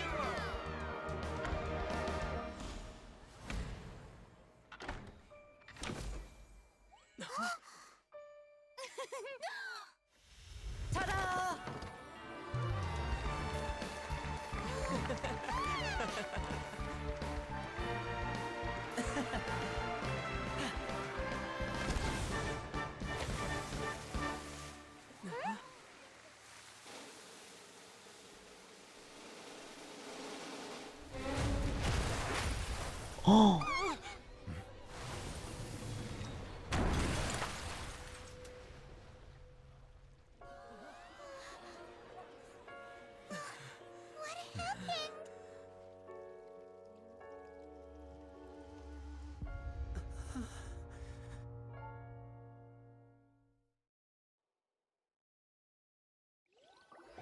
Yo.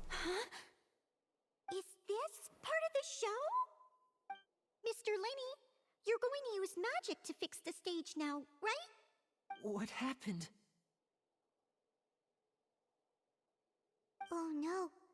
Maybe this isn't part of the show. The girl was still in that box, right? I hope This not. performance is over. Medical staff with me.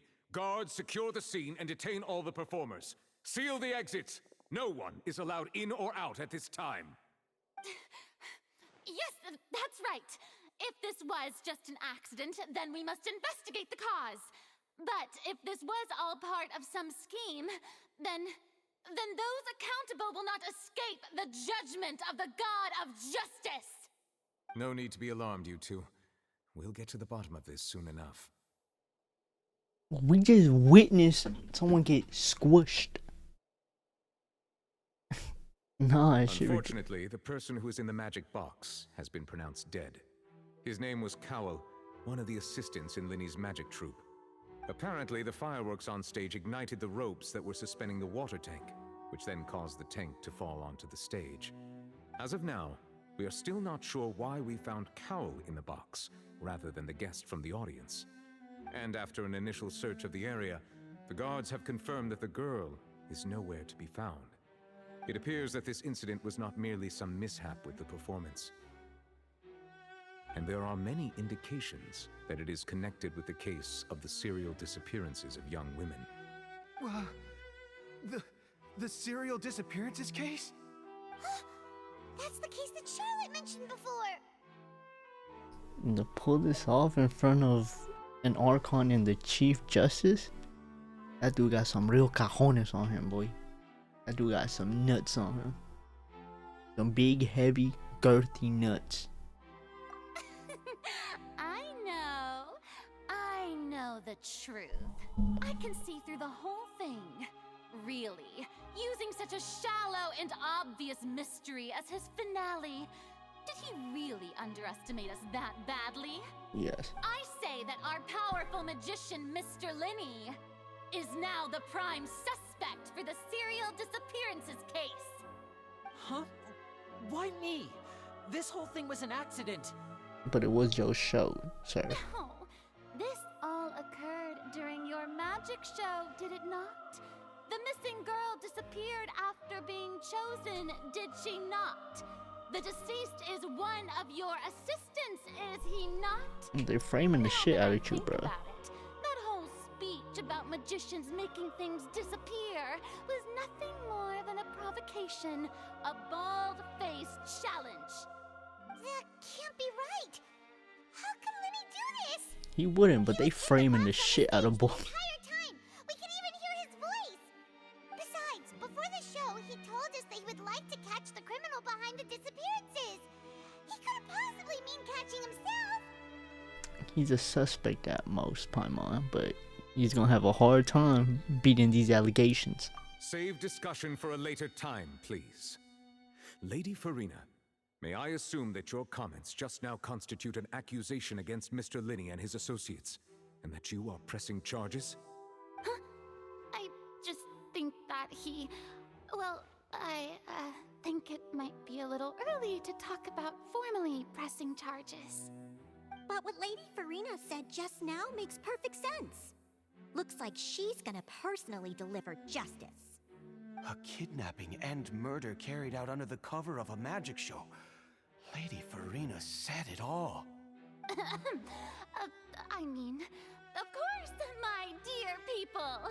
But what excites me even more than the obvious truth before our eyes is the opponent I'll be facing.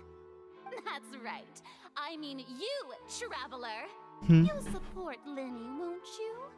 After all, he was the one who helped you the first time we met. Yeah, I trust him. Then there's no problem at all. You know, the Traveler and I already had a duel the first time we met. Now one. But with Lenny's help, our little duel ended in a draw. But draws really are the most boring possible outcome. Mm-hmm. So, no more draws. Between the two of us, there must be a clear winner and loser. And what better place to hold such a riveting showdown and decide the true victor than here, on the grandest of stages, the WrestleMania. It wasn't a draw. She obviously lost last time. Right. I understand. Charges have now been pressed, and as such, a trial is in order. Well, Traveler, seems Lady Farina has set you in her sights. But putting her dramatic rhetoric aside for a moment, I would like to ask you, are you willing to act as Mr. Lenny's attorney and defend him in this case? Crazy that they forced me to say yes, because personally, I got someone who can be his attorney type shit. Not me, you know, I'm not familiar with the law. I don't know none of this lingo over here. Set me up for failure for real. Very well. The trial will be held a day from now in the Opera House. We gotta get Both Yunfei. sides may investigate the scene to build their cases and search for the truth.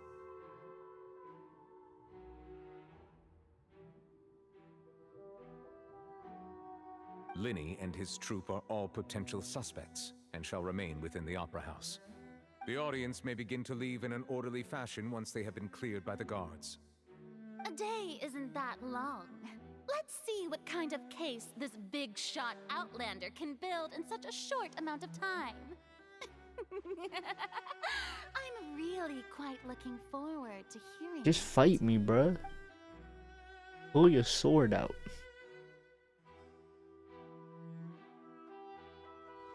Lenny!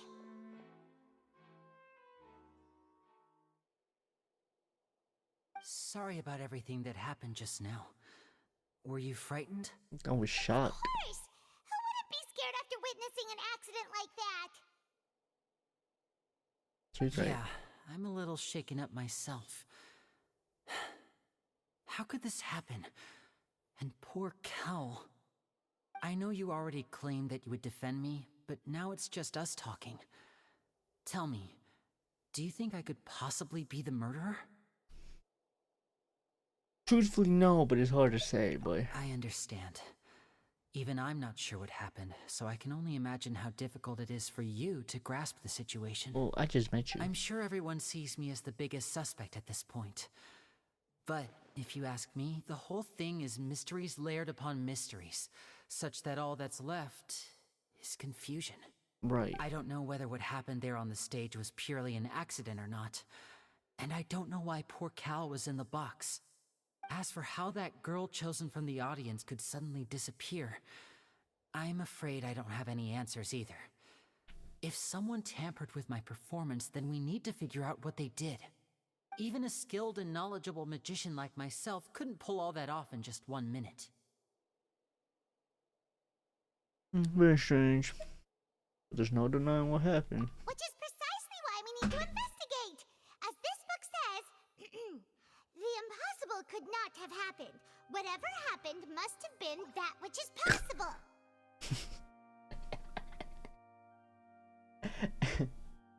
I hate her. So unserious. What's with the getup? Paimon bought them when we were reading at the bookshop in the city earlier. Pretty She's cool, so cute. Huh? Adorable. Don't worry, Paimon used her own savings to buy them. It wasn't from our travel funds. Dope.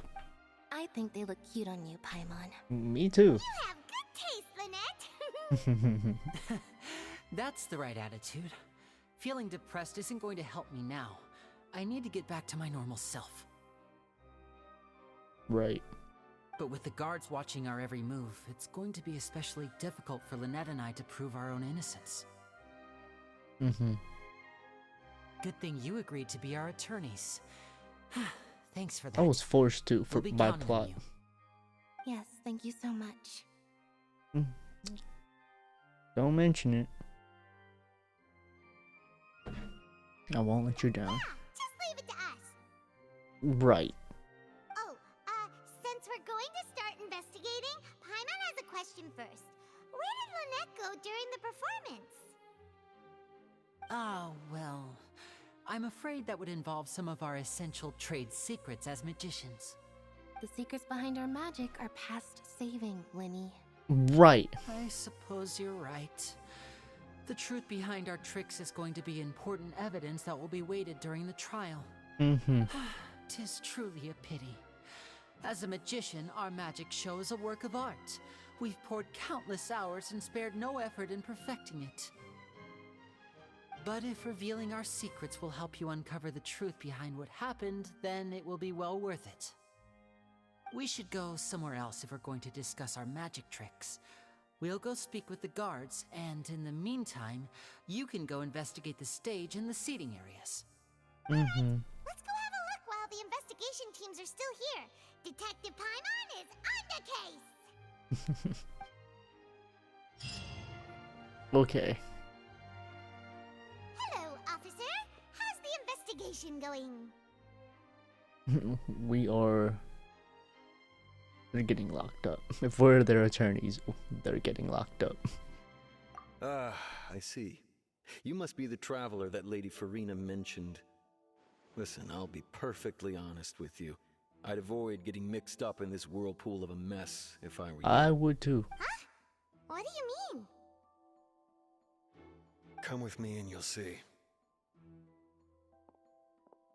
The deceased is one of Lenny's assistants, named Cal. Even though he hadn't joined the troupe long, he was hardworking and everyone generally liked him. The assistants are usually in charge of setting up and inspecting the props, as well as assisting with the show and keeping the crowd engaged. They have a chalk outline, but there's still water on the floor. Make it make sense, please. As you probably saw when you were in the audience, the water tank suddenly fell and smashed the box with Cowl inside it. But how? How and why was he in there? This is the real mystery. We've already searched the scene and were unable to find any traces of the girl. However, if you look carefully, the box was positioned directly under the water tank. The ropes holding the tank were then burned by the pyrotechnics on stage, causing them to snap. All these factors lining up so perfectly makes it hard to see this as a mere accident. What if it was the dude who took their vision? But wait. That would mean he knew how to use the vision, which wouldn't make sense. Unless... yeah. If anything, the more logical explanation is that the whole incident was intentionally planned, and Lenny is the most likely person to have access to all these areas. Mm-hmm. But he doesn't have a motive! Are you both good friends of his? Well, you can't We're say friends. we're good friends, but We're friends. we've known each other for a little while. So in just a short time, he was not only able to win your trust, but even convince you to act as his attorneys. I was forced I to. know there's no such thing as magic. The real trick of a magician is holding the audience in the palm of their hand. I've seen a lot of cases, and I can tell you that people are the least reliable kind of evidence. That's not always true, though. Sorry, I tend to be pretty straightforward. Just know that I'm warning you for your own good. Anyway, you may investigate the scene of the crime yourselves if you're curious. Who knows, maybe you'll be able to come up with some new evidence.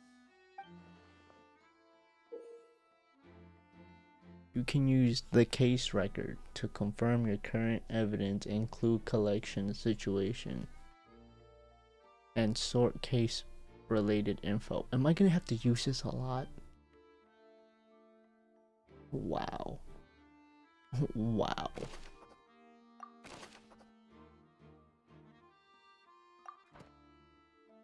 So this is the rope that broke and caused the water tank to fall.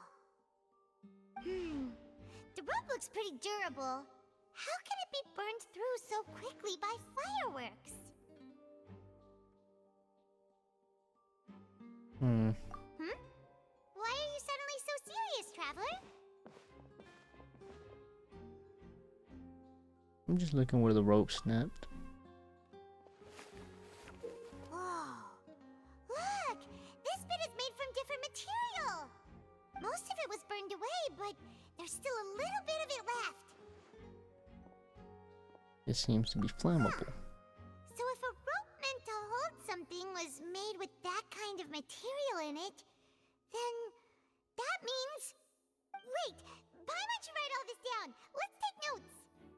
Right. Cool. Hello there. What are you investigating? Nothing. Oh, this location has also been cordoned off because the Magic Troop members are currently considered prime suspects. The investigation team is still collecting evidence. Interesting. The seats were all booked in advance, so we were able to deduce the missing woman's identity by checking the guest list. Could you tell us who she is? Sure. It's not like this is confidential information. We will publish it later anyway when we petition the public to help us find the missing person. Her name is Halsey. She's a painter from Fontaine who's made a bit of a name for herself. Halsey. Apparently, she wasn't a regular at the Opera House, but she'd been feeling some pressure with her work lately, which made her decide to come see the magic show. Dope. The Magic Troop members all claim not to know her. We have looked into her social connections. It seems that she has no personal grievances or conflicts of interest with the suspects. Interesting. Simply put, she wasn't related to the Magic Troop at all, which matches the features of the previous serial disappearances. Were the victims of previous cases also chosen at random? That's how it seems to us, in any case. Apart from the fact that they were all young women of around the same age range, there really weren't any other connections between them. Okay then. Appreciate you, No need to be gang. so formal. If you do happen to see the missing girl, please be sure to contact us. Cool. It is of utmost importance that we get to the bottom of these disappearances. Right. Cool. The investigation team has some new findings. Turns out there's an issue with the random number selector after all. See, I told you. What if the machine picked some big guy's seat? You think the murderer would have still made his move then? Sorry to interrupt, but we're helping Lenny and Lynette with their side of the investigation. What were you saying about the number selector? There's something wrong with it? You're trying to help them? That'll be a tall order. I was forced to. Lenny used the machine to pick a random member of the audience during his performance, right? The lucky girl that later disappeared. Well, we thought there might be a serious problem with the machine, so we had it taken away for further inspection. It turns out that the seat number it picked wasn't random at all. The machine picks that same number every time. I'm sure you already know that you have to make a reservation in advance to get a seat, regardless of whether it's a trial or some performance. In other words, Lenny knew who would be sitting where from the very beginning. That much checks out. Lenny reserved our seats for us too. Bet you see why I was saying it'd be tough to make a case for Lenny. Appreciate you. Even though it's bad for Lenny's case, Paimon had better write it down. I see that you're investigating the area. Well, it just so happens that I'm interested too. If you find any new and interesting leads, be sure to share them with me, all right? I'm good. I'm very good, actually. Too many thoughts yet.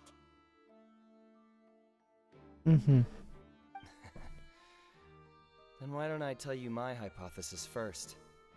The way I see it. And I'll start it with that loud thud. The thud? Oh, you mean the sound that happened during the countdown? Yeah. Yes, exactly. It wasn't terribly loud, but I suspect that most people heard it. It's just that everyone was awaiting the results of Lenny's trick with bated breath, so no one paid it much mind. But now that the incident has happened, the thud has become an important clue. Could be. That makes sense. So, what do you make of it? I'm of the opinion that it may have been the sound of Lenny's accomplice, Lynette perhaps, jumping atop the water tank or something like that. And when the pyrotechnics went off, she cut the rope, sending the water tank crashing down. Wait, wasn't the noise we heard too loud for that? Perhaps the balance wasn't right, leading to a particularly rough landing. Then shouldn't the water tank have started to swing a bit in case? In that case. I suppose I must reconsider. That does remind Paimon, though. What was with that sound?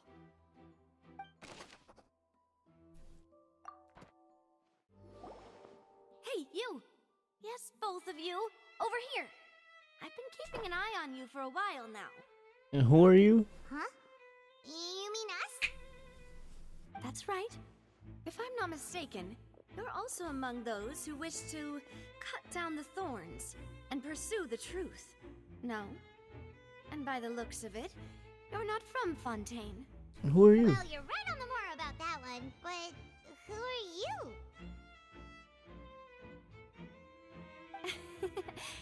Have you never heard of the Spina di Rosula? From mediating disputes and providing protection to solving conundrums, you name it, Spina di Rosula does it. And I, Navia, have the honor of being its renowned president. Okay. Give me the same vibes Lisa does. Call me boss. Okay. I'm Silver, her attendant. Pleased to meet you. Fuck you. And I'm Melus. Demoiselle's various daily needs and affairs are under my purview.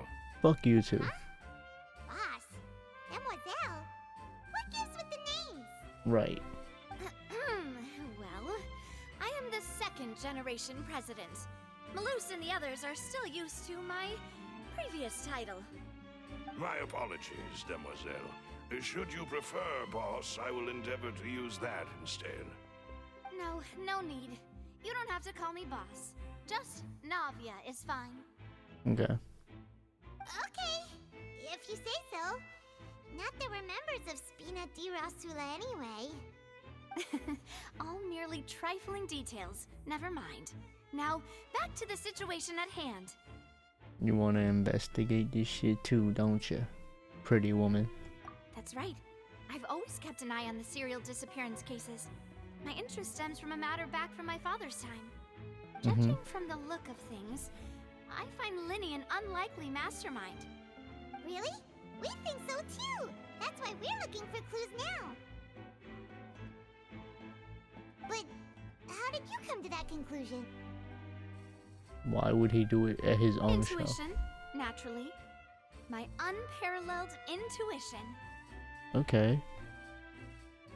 Noirceur was quick to point the finger at Lenny without any decisive evidence whatsoever, wasn't she? Of course. That's what the dude wanted. That's not uncommon for her. If you remember, the justice had to interrupt her and ask if she was pressing charges just to keep her from getting carried away. Anyway, a trial begins the moment someone levels charges. And, of course, there was no way Farina was going to back down in that situation. Sounds more like you just don't trust the Hydro-Archon. Right.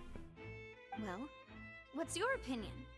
I must admit that she can be interesting at times, but liking her doesn't mean that I'll blindly agree with her. That's actually facts.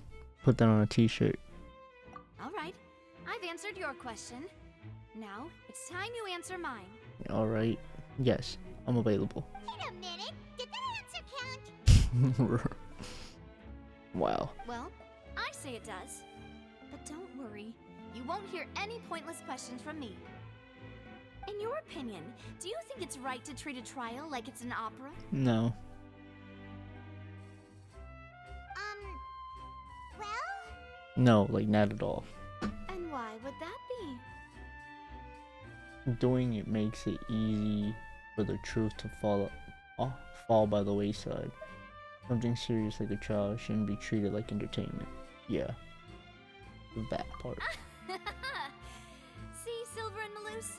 I told you they'd be different. Most astute of you, Demoiselle. I too think that the Traveler's response was most excellent. No matter how wonderful the script or how fervent the audience's expectations may be, the trials that go on stage here must be based in fact. Exactly. And if that can be done, boss, then... All right, that's quite enough, Malus. Anyway, I like your answer. You pass with flying colors. Now, I need to make some preparations, following which our joint investigation shall commence. You two shall be my assistants. Huh? Wait! Since when did we become assistants? What's the pay? Oh, well, I can be the assistant, sure. Or your companion, if you like. I'm really not that fussy. How about both? That's more like it. think you're missing the point. Far be it from me to brag, but I believe that Demoiselle's intuition will be instrumental in uncovering the truth. You wish to save a friend from false accusations, and we wish to unravel the disappearances. In this sense, our goals are aligned. You have a point. Huh. You're quite the talker, aren't you, mister? And what about you over there? What do you think? You seem like you've got something on your mind. Right. Fake ass shades. I have nothing to add. Oh, alrighty then. We'll be making some preparations first. Just be sure to let us know if they start revealing Lenny's tricks. Thanks!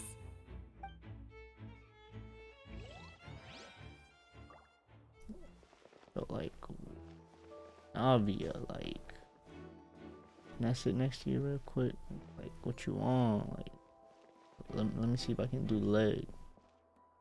Do the leg, yeah, do do the leg. Speaking of that, I think magic shows would be very popular in Poisson. I can see that. Maybe I should try to learn some magic. If I could make things disappear, cleaning my room would be a cinch. You need not worry about such things, Demoiselle. That falls under my duties. Oh, right.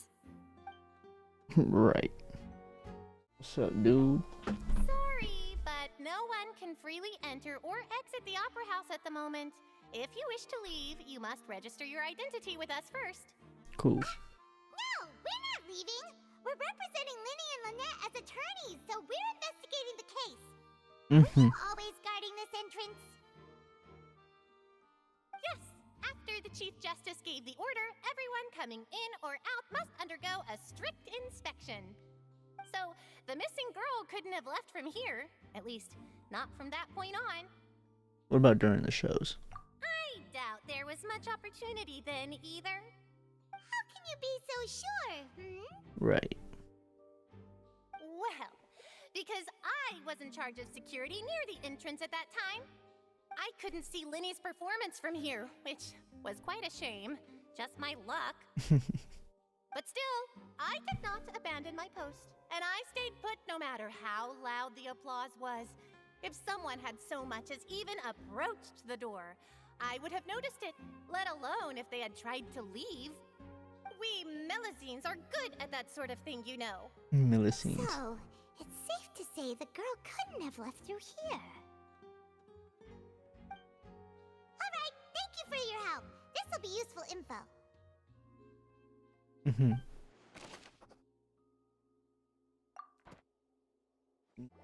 Understood. Then I will be going with you. Just so you're aware, I will be monitoring your actions and making notes as necessary. Very good. Thanks for being so agreeable. I'd pull a rose out of my hat as a gift for you if I could. You may spare the pleasantries. I'm just doing my job. Felt that. You trying to riz her up? You've arrived. Who's this? My shoddy. My Fontaine shoddy. I'm Spina di Rosula's guardian angel. If you've got a problem, I've got the firepower. Sorry, I got a little carried away there. Call me Navia.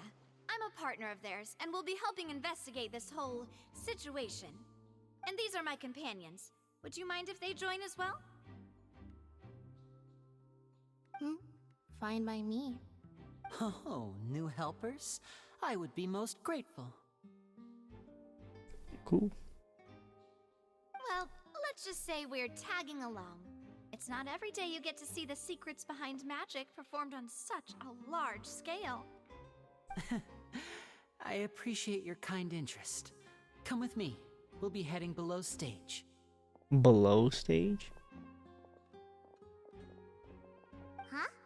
Below stage? Yes, a world of secrets is hidden beneath this magic box, prepared specifically for this switcheroo trick. But before I reveal everything, you should have a look first. Notice anything strange here? We'll open the box. I'm not trying to be dramatic. Remembering the details of a trick will help you understand the methods used to perform it more easily. Huh. Weren't there balloons and other decorations here? Where did all that go? Ah, good eye. That said, you're still far from discovering the answer. The back door isn't the same. The back? You mean the inside of the door? What's different about it? Paimon didn't notice anything. Very good indeed. I thought you might not be able to catch that, given that you were sitting in the first row. The back of this door was patterned. Those patterns are now gone, replaced by a smooth wooden board. So, if you put 2 and 2 together, what do you get? There's another box inside this one? Exactly. All right, let's go. I'll tell you how it works as we head down.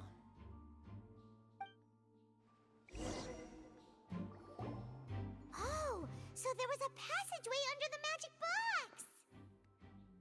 The passage linked 2 boxes together.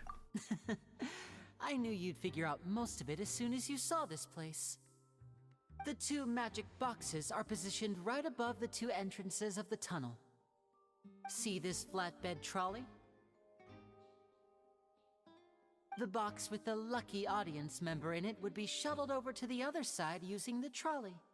This trolley can raise and lower and even rotate, ensuring that the box will face in the right direction. I see. So that's the purpose of the box inside another box. Precisely. The inner box would descend after the audience member was put inside and be moved along the trolley, all while the outer box would remain on stage as if nothing had ever changed. So that's how you did it! Once the box was lowered, the trolley would store some energy through this device here, with which it would complete the rest of the steps. The audience member would only be able to feel some slight movements in the dark, and by the time she walked out, she would already be back on stage. Then what about your side? Right! You were talking that whole time, and you even came out for a moment near the end! Ah, yes. A phonograph operated by Lynette was used to achieve that effect. A what? My assistant and I had already scripted our conversation beforehand. When the countdown began, I had already gone to the opposite box via a tunnel using that ladder. And what about Lynette? Where was she? I was in the mezzanine space in the back of the box. Oh, interesting! That's how we were able to coordinate Lenny's lines with the assistant. And, by the way, I was the one who walked out of the box at the end. I mean, we are twins. All it takes is a change of clothes and no one can tell who's who. And that's my favorite part of this trick. Only Lynette and I can perform it. So that's how it all worked! Wow! Every detail you revealed was more amazing than the last! Lynette would briefly walk out of the box and then go back in, jumping into the tunnel and escaping before the box on the trolley could finish ascending. And then I walk out of the other box in the audience area, and the trick would be complete. The operative word here being would. Would. But as you saw, Cal was in the box, not our audience member. She, on the other hand, mysteriously vanished. We really don't know how that happened. If not for that interlude, this would have been an astonishing trick.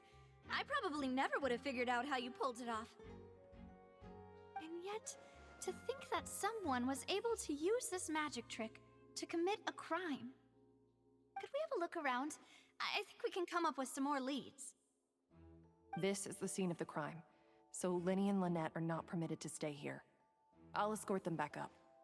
Yes, of course. No need to be so strict now. I won't disappear into thin air, you know.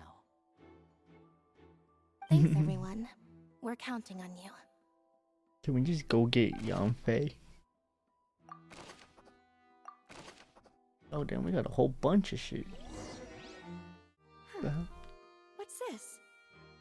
Looks like a hook tied to the end of a rope. Huh? There's all kinds of odd ends here. You can bring this up. Perhaps it was a prop for a different trick. But why would it have been left here?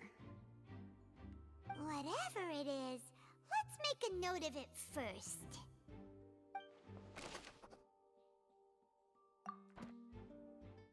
The floor is wet. Please be careful not to slip. Speaking of which, why would there be water here? Oh, Paimon knows! It's one of those tricks where you pour water into a jug and then flip the jug over only for the water to disappear? And here's a broken vase. Huh. Did the trolley knock it down while moving? That can't be. The trolley moves along tracks from start to finish. It couldn't have hit the vase at this distance. Let's note this down too and think about it later. Oh, these are the clothes that the lady chosen from the audience was wearing, right? I don't think so. Clothes are here, but she's nowhere to be found. Right. And do you really need to do that if you're kidnapping them? What's with her glasses? Ugh, this is so confusing. Paimon doesn't want to be a detective anymore. I don't think that's a dress, but I could be wrong. What is this place? It's a vent. It seems someone could fit through here. Huh. Could this have been the suspect's escape route? Alone, perhaps. But if they had to pull another person with them, the space would be too narrow. But there are no other ways in or out of here.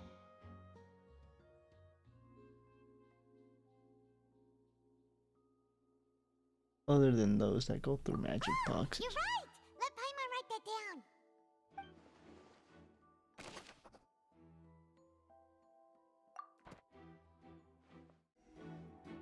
Well, we've ascertained the state of the crime scene. Let's find a place to sort out our findings once Malus returns. Seems to me that there are several things that don't add up here. Mm-hmm. Apologies for the wait, demoiselle.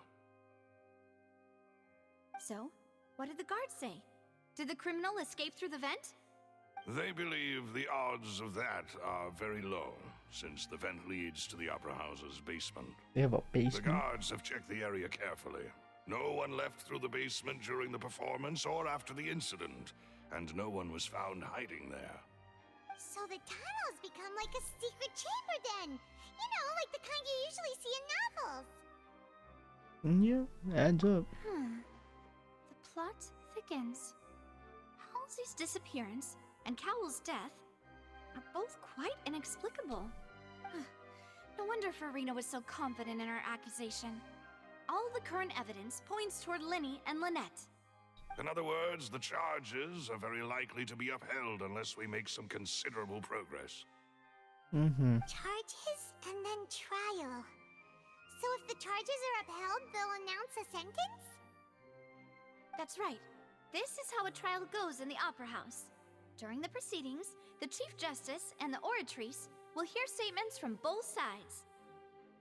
That's right. This is how indemnitium is produced. The statements from both sides, the defenses from attorneys, witness testimonies, and even the audience's emotions will all be projected on the Oratrice. To put it simply, it's as if the Oratrice has its own will, and is a judge in its own right. This also precludes any kind of favoritism on the part of the Chief Justice. And not that this has ever happened anyway. Right. Once both sides have finished speaking, the Chief Justice will make his final decision. This, too, will be used by the Oratrice as a reference. Then, finally, the Oratrice will be consulted by officials. The result it returns is the will of justice itself. Huh? So that machine is the one that actually decides? Paimon thought Neverlet called the shots.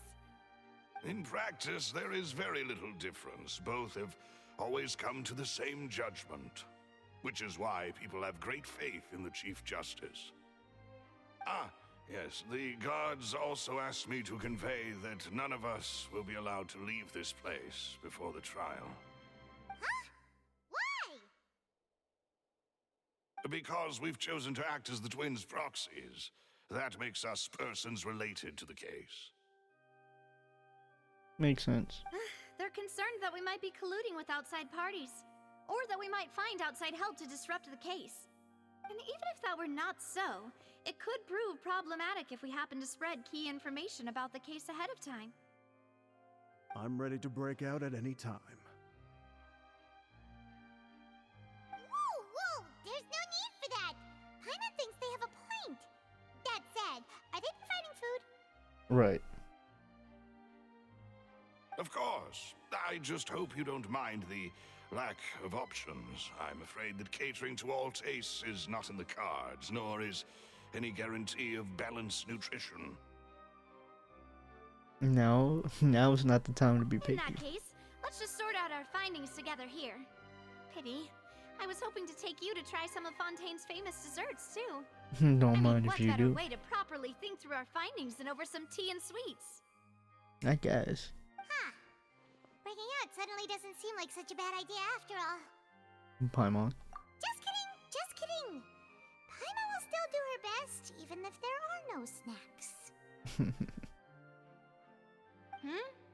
What do you mean, no snacks?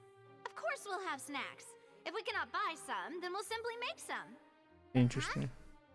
Here? But how? Understood, demoiselle. Everyone, please come with me. There's a kitchen in this bitch?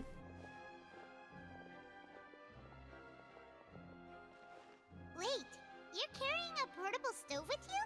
Okay.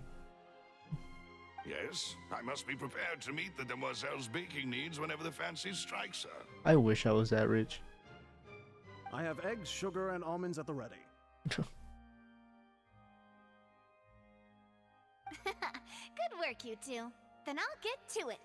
Please sit tight for a moment. You'll get to taste my awesome snacks soon enough.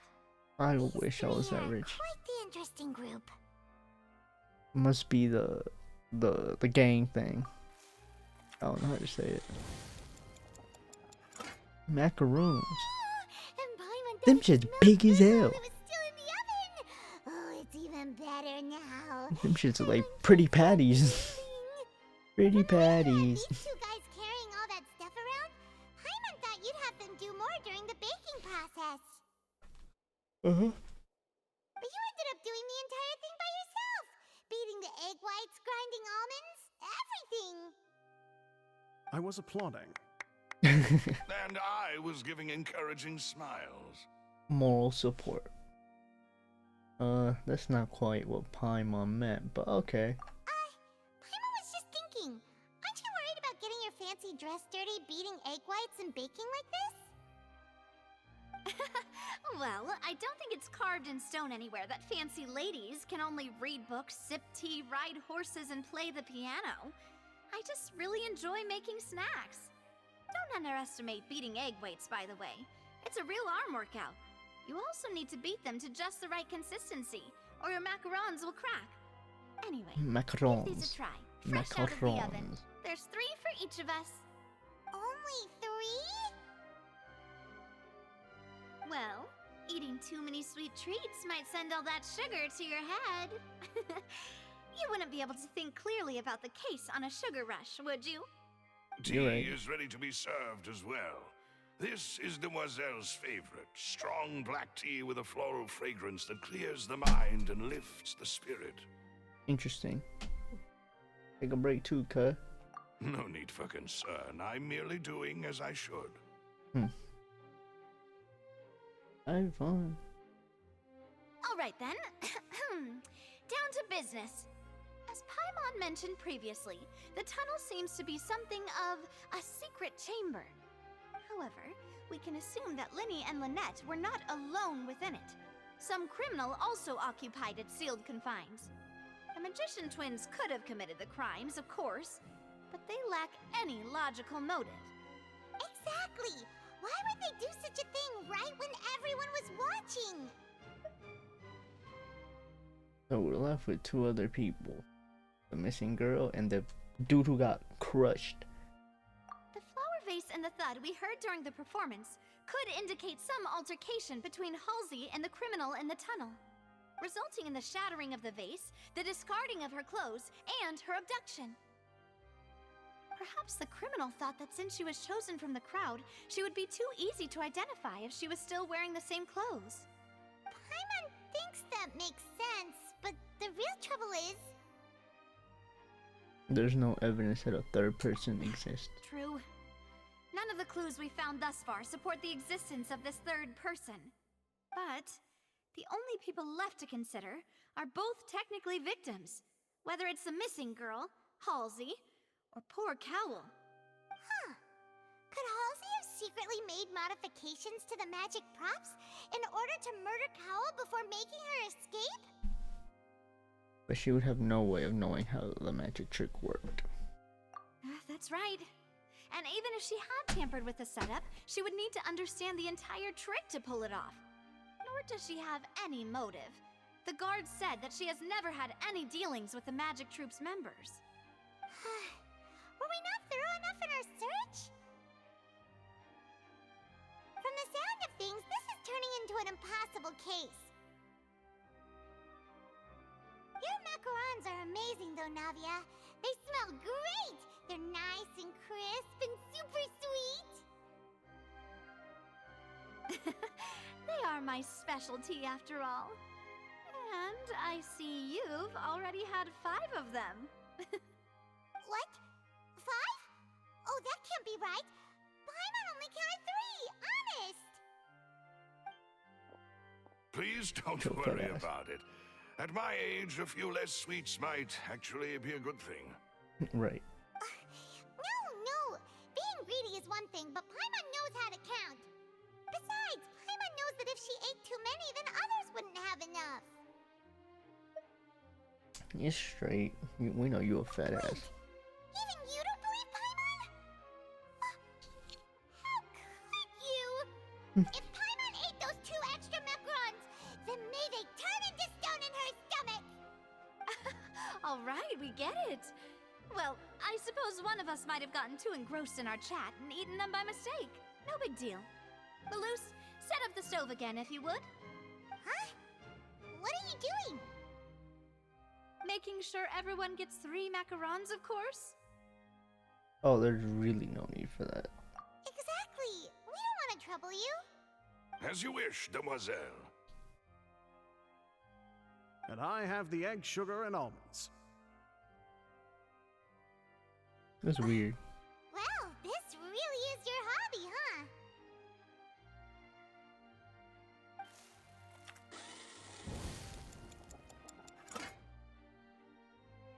Well, that's it for snack time.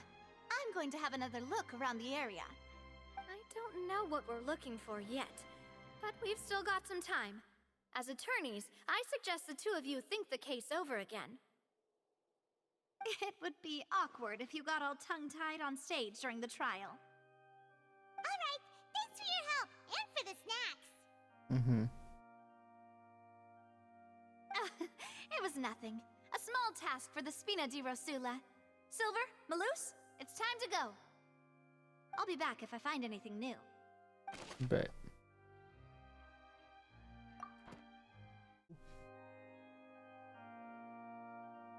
What do we do?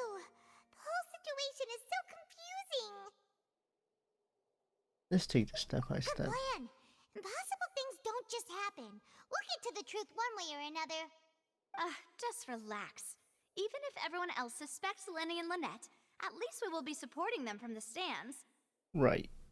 Besides, I doubt Farina understands any more about what happened than we do. Thanks, Navia. Well, we'll be going then. Best of luck to you. Appreciate it.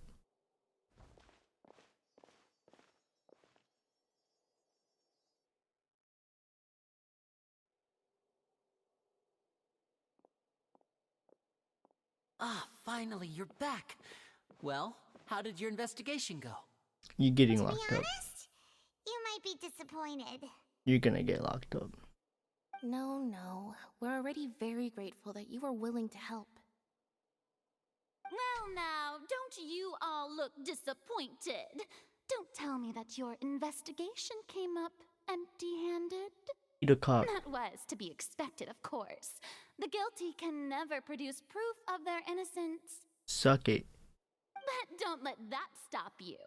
I shall be terribly disappointed should you, my most anticipated foe, concede so easily. I see why nobody likes you. Since both parties are present, I declare that the trial regarding the magic show incident is now in session. Firstly, in order for the audience to understand the causes and results of the incident, could we please have Mr. Lenny explain the trick? Yes, of course. I will explain while Lynette demonstrates on stage. All the necessary items have been prepared.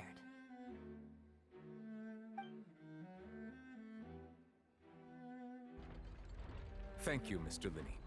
In that case, I take your statement to be that you ran to and remained hidden within the magic box in the audience stands once the trick began, and thus could not have committed the crime. Is this correct? Yes, that's correct, Your Honor. In that case, I call upon the prosecution. Lady Farina, do you wish to refute his statement in any way? Why, of course I do. Allow me to take the first shot and break this case wide open. Mr. Lenny is clearly lying. There is no way you could have been in the box the whole time if you were to abduct Halsey and murder Cowell. In fact, I'd say you were hardly in that tunnel at all. That is simply your hypothesis based on the presumption that I'm guilty. He's right. Is that so?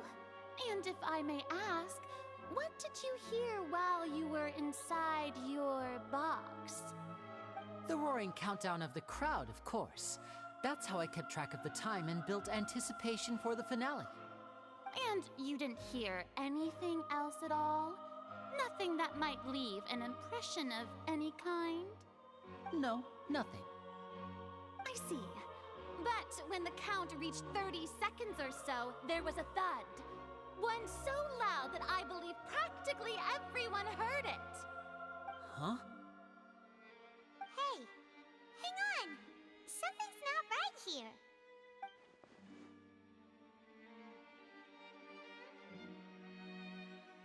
Yeah, I'm sure he could have heard a noise that loud from inside the box. I was right by the box and I definitely heard the thud.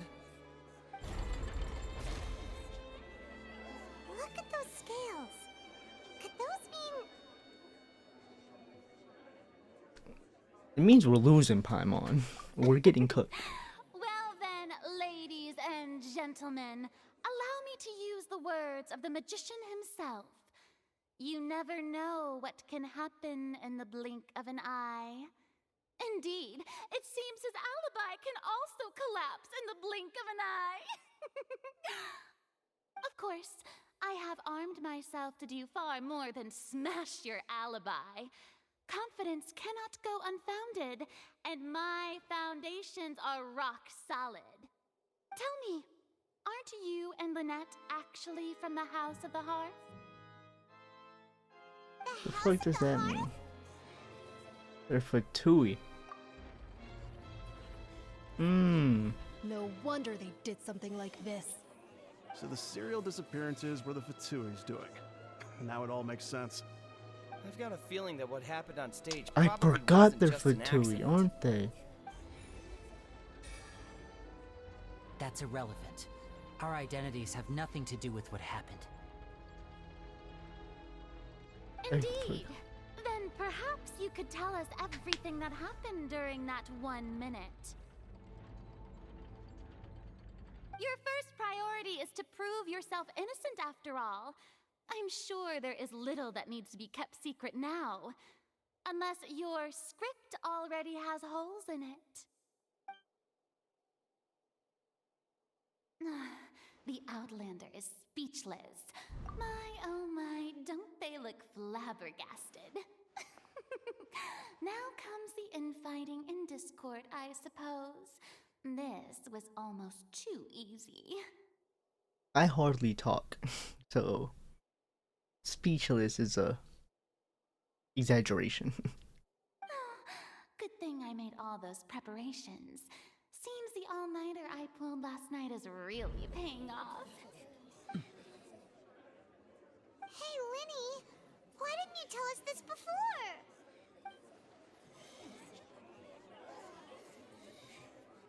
Order! Order! Mr. Lenny, allow me to re-establish the facts. Lady Farina has raised 2 points. First, when the thud was heard in the Opera House, you were neither in the box nor the tunnel. Second, you and Ms. Lynette are both members of the House of the Hearth. Are these claims true?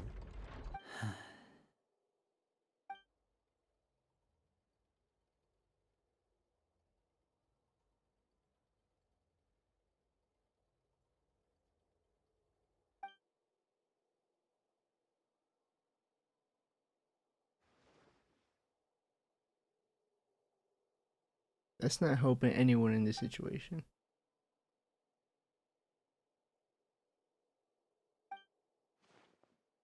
Please answer my question, Mr. Lenny. I'm sorry. Yes, they're true, Your Honor. You wasn't in the box, huh, cuz? Where was you at then? I knew it! Well, that's it. We might as well move on to the sentencing already. What should we do now? Permission to speak, Your Honor. Granted.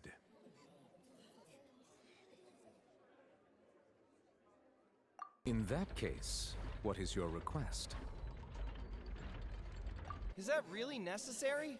They're already as good as guilty. Eat a dick. The defendant deceived their own attorneys. What is there left to discuss? Order! Order, I say! Your request is reasonable, and we shall adjourn. This trial will reconvene in 1 hour. So you would stick to Mr. Lenny's defense even after knowing what you do now? You certainly have more professionalism than I thought. Eat a dick. In that case, my dear audience, let's allow the joy of victory to steep for a little while longer.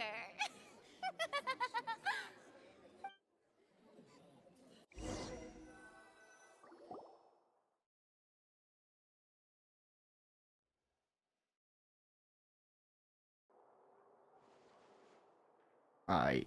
Spill the beans. Well, this is awkward. I didn't think the Hydro Archon would dig all that up. I'm sorry, Traveler and Paimon. Yeah, sorry. Paimon doesn't know where to start. We trusted you two. We based our entire reasoning on the assumption that you weren't bad guys. Not to set the wrong tone or anything, but Paimon's really mad! I'm very sorry. I know you're angry, and reasonably so, but please, let me explain. I know you've clashed with the Vitui several times before. I wouldn't be surprised if just hearing the word is enough to make you upset. Right. But our organization is very, very large, and the Harbingers have very different personalities and goals. Right now, we want to save people. As many as we can. That's right. I'm sure we're on the same page when it comes to this nation and the disaster that its people might face. I knew if it weren't for our respective identities, we could become good friends. That's why I didn't wish to flat out lie to you, but chose to hide some details instead. The truth is very important, but being completely transparent about everything would see us spending more effort than we need to. Right. So, you be the judge. Heck, if I were you, I fear that I'd even struggle to trust me at this point. You met a Fatus who works as a magician, a trickster by trade. All by coincidence, too. But still, I'm asking you to trust me. I am no criminal. At least, not in this case. Sorry. Please forgive us. Well, you both say that, but... Where did you actually go then, Dingleberry? Right. Let's hear your answer first, and no lies now. Of course. I'll answer any question you ask. We've been trying to find out how the Oratrice operates. We want to know why it has a consciousness. Why can it deliver sentences accurately? During our investigations, we learned that the machine's core is beneath it. From that moment on, Lynette and I have been designing this box swap trick with the objective of getting close to the core. Is that why you needed a whole minute? That's right. In truth, the audience would take about 75 seconds to count down from 60, while I would only need 15 to get to the opposite box. So, after jumping into the tunnel, I accessed the Opera House basement via the vent, and went to investigate the room in which the core is stored. That air vent was created during the construction of the tunnel specifically to execute this step. And what did you find? Well, nothing. As soon as I reached that room and was about to investigate, I heard someone's voice. Which should have been impossible, of course. I was quite certain that I was the only one in the room. That voice seemed to recognize me and tried to speak to me. I chose to err on the side of caution and retreated the way I came. On the way back, I saw the broken vase and the clothes on the ground, but the countdown was almost finished, so there wasn't time to give it any thought.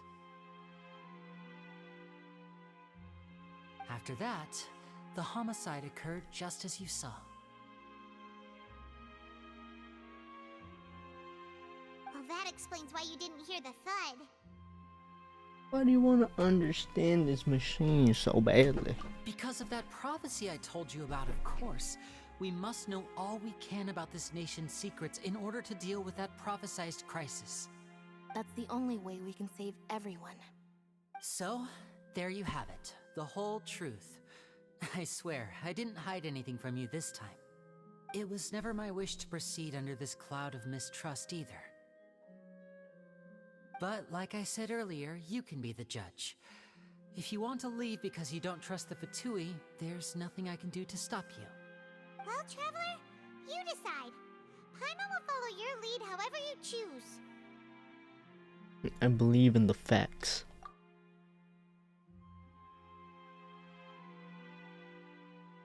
I believe the judgment will be dispensed, as it should. Okay, thank you. Thanks for giving us a chance. Eat up. The current I'm not problem gonna is say that it. the scales are tipped pretty badly against you two.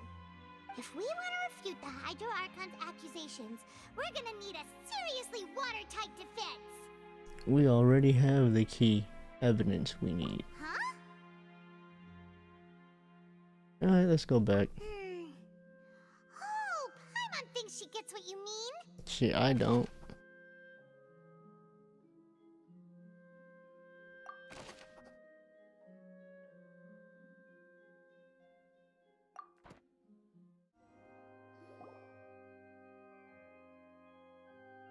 Nail biting. Both parties have returned to their positions. Let us continue the trial. When last we left off, Mr. Lenny acknowledged the new evidence presented by Lady Farina as fact. Therefore, Lady Farina may continue stating her reconstruction of the events. Ugh, that took long enough. Now then, if everyone would lend me their attention. At this stage, let's revisit that scene from Lenny's perspective. Ace Attorney style.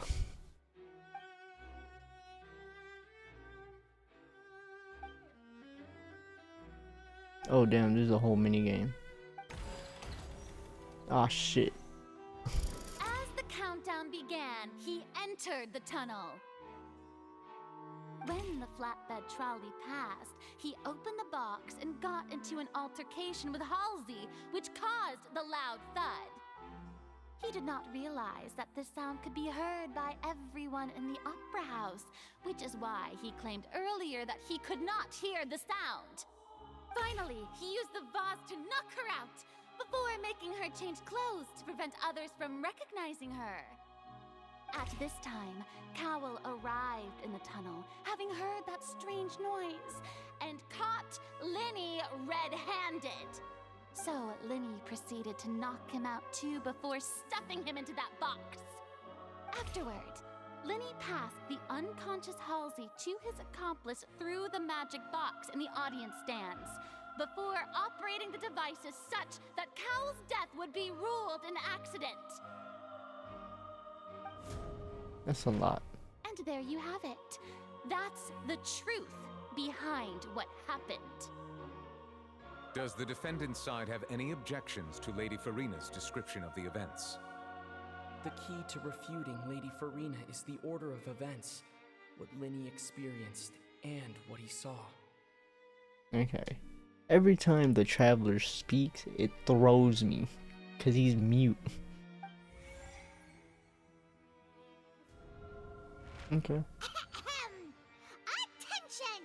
Ace Detective Paimon has something to say! When the countdown started, Lenny did indeed go into the tunnel.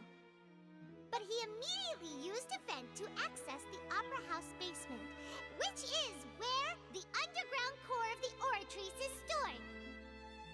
Once he reached that area, he heard a voice in what should have been an empty room. Since he felt something was amiss, he returned immediately. The crime scene had already developed by the time he reached the tunnel again, and in order to complete the magic trick, he did not remain there for any length of time. Finally, he reached the surface, and that was when the accident happened from his point of view. Therefore, he's innocent. Damn. Let's go. Genius attorney right here. Paimon did it! Paimon actually managed to say all that! Wasn't it awesome? You were great, Paimon. In other words, you believe that he knew nothing of the incident? That's right!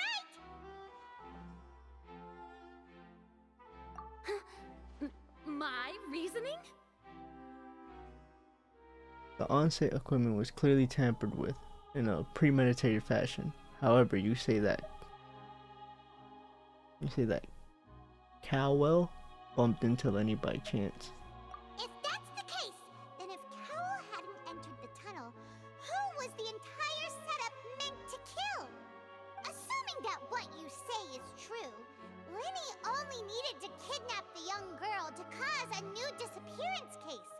What would the point of killing someone on stage be? Oh, Boom. They have a point. Boom. That's right, you tell him! And that's why they're partners of mine. They've managed to turn things around. Damn.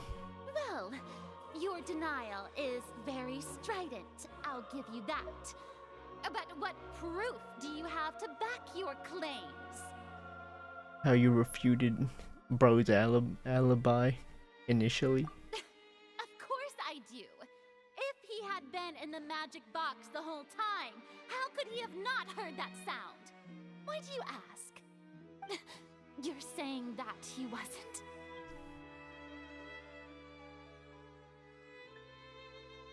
Your claim has also become a critical clue. Ooh. There's something I'm missing? There's something I'm missing.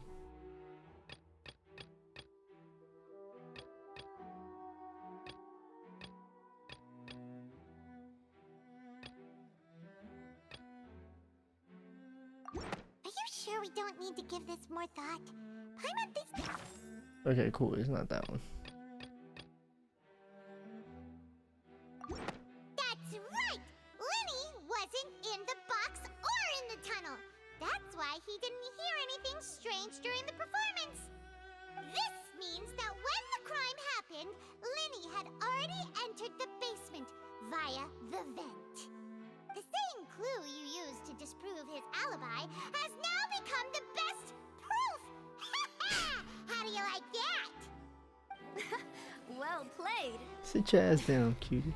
To think you'd use such logic. Well then, if it wasn't Lenny who committed the crimes, then who was it? That I don't know.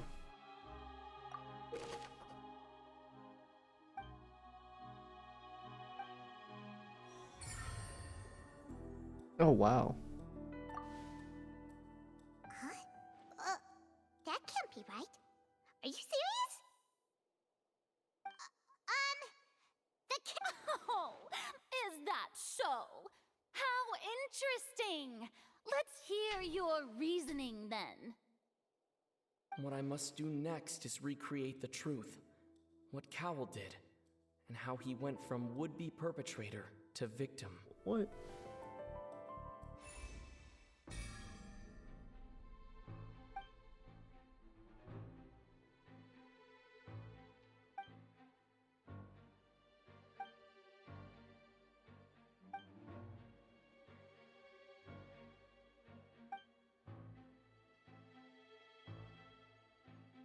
What's wrong, Traveler? Are you still having trouble figuring things out? That's the last part of the puzzle. Where the fuck did they go? I see how it is. So this was all just a bluff. And here I thought you had something to show for it. But it seems you're still far from the truth. Look, since we're at a dead end, why not consider a different track? Just like the trick as it transpired, the end result must have been utterly different from the magician's initial design. If only we knew how Halsey disappeared. Well, that would be nice, but the tunnel only has 3 exits, and none of them seem very likely. And it's not like this is a magic trick where you can just make a real live person disappear. You know, like you did from that water tank, Lynette. How'd you do that? Excuse my interruption, dear opponents, but do you not see that the crowd is growing impatient? There is no greater sin in this opera house than an awkward delay in the performance.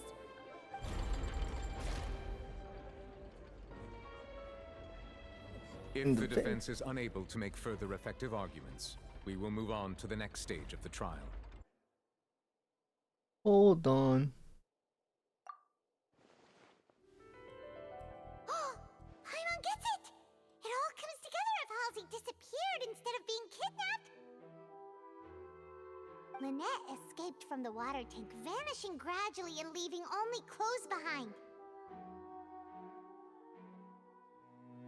If there's a similar method where a person could be transformed into water...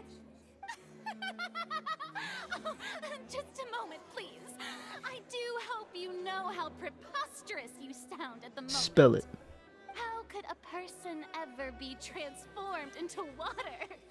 This is reality we're talking about here, not some magic trick.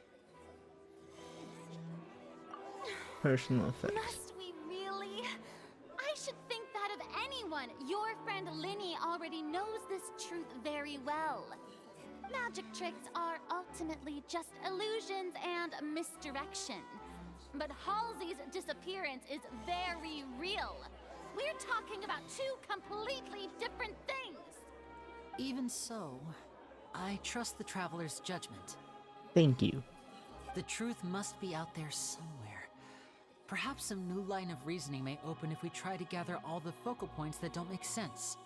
Since Cal was the deceased, we haven't placed much attention on him.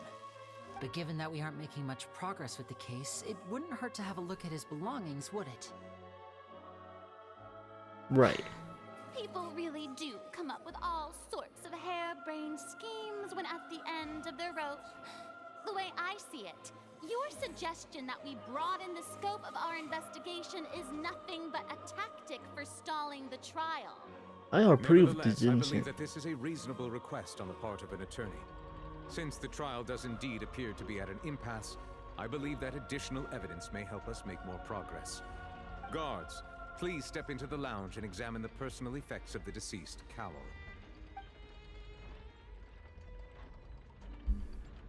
We are still examining the items, but we have already made critical progress that we feel must be shared with everyone post-haste. We discovered several test tubes of fluid within Cowell's baggage, each labeled separately. Or they The labeled. notebook in his backpack claims that these fluids are... Water from the primordial sea. The primordial sea? What's that? The note's contents also indicate that Cowell belonged to an organization that sells illegal drugs and that he had an accomplice. The notebook has many entries concerning safe usage of these fluids, in which the keyword dissolve appears many times. One of these tubes was labeled Opera Epiclese, along with yesterday's date. It is empty. The notes also state that these dissolution properties work exclusively on people from Fontaine. It's likely that Halsey was chosen as some sort of test subject. As such, we believe that the defense's hypothesis is, in fact, supported by sufficient evidence. You've got to be kidding! People dissolving into water? Could something so ridiculous actually be true? Want to find out? This reminds me of a certain prophecy, but it's just a coincidence, isn't it? Huh. If people can become water, does that mean that the water tank's real use was as a means to hide water stains? And if Cowell was targeting that girl... Wait just a minute. Could that mean... You two, with me, quick! Demoiselle, wait! What about your partners? Let's go. Just trust me. Order! Order! Oh, damn, he's still with authority. It is undeniable that further examination of the deceased's personal effects has yielded some surprising results, but we cannot yet verify the veracity of these clues. Still, let us assume that these clues are indeed authentic, albeit with the understanding that Ms. Halsey has yet to be found. Guards, please continue examining the items along these lines. Mr. Lenny, it appears your hypothesis is supported by the evidence, so please continue speaking. Of course. Thank you, Your Honor. If we uphold this hypothesis, I believe that many of this case's seemingly unrelated clues can be connected together. Right! Like the metal hook! That one didn't make sense at all. Let's think about this. Cowell's methods must have something to do with that water from the primordial sea. Cool. It's Ace Detective Paimon's time to shine again! In the original plan, Cowell would tamper with the water tank rope and the number selector securing his target. When the magic box containing Halsey was lowered, the metal hook would retract gradually and pierce the balloon at the top of the box.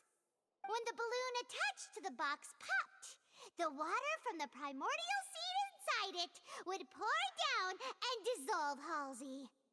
Afterward, Cowell would enter the tunnel and break the flower vase to conceal the water inside the tunnel, with the remaining evidence being covered up by the water tank on stage. But he encountered something unexpected in the tunnel and wound up being fatally hit by the same water tank he meant to use to cover his tracks.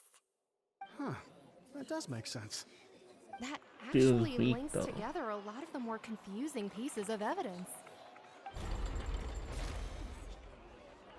I thought we were winning. Oh dear, what do I do? Even I think they sound convincing now. Have I falsely accused an innocent person? Yes. What a humiliation. Now, it seems like the only point of contention remaining is the exact circumstances that led to Cal's death. His notes mentioned he had an accomplice who could be related to the situation. On that note, the guards have just contacted me indicating that they uncovered new evidence. I shall now invite him on stage to share it with us. Thank you, Your Honor. We were just inspecting the luggage of the other people involved in this case. And we found an identical sample of the water from the primordial sea among Lenny's personal effects. What? That can't be. Oh, I see. Well, how wonderfully comedic to have your own counterattack only to come back and wound you. Does this not clear all doubt?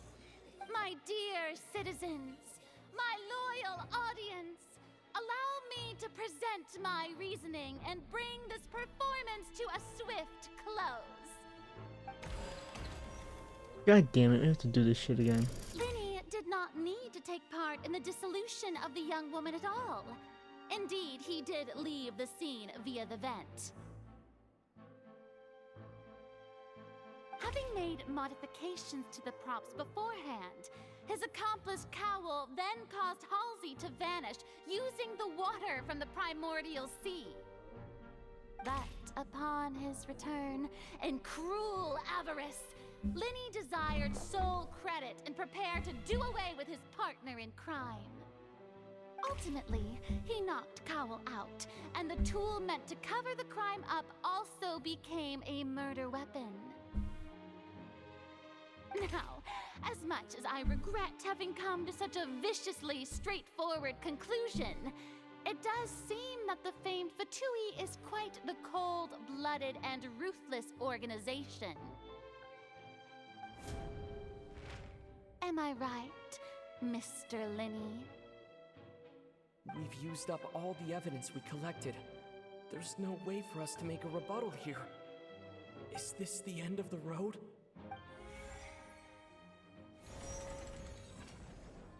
Oh no. Paimon can't think of anything either. It doesn't look like there's any way around this. Seems using the water as new evidence was too good a move. Why did this have to happen now? I think we've all seen enough now, and we have ample witnesses to my flawless reasoning. I believe this is indeed the finale.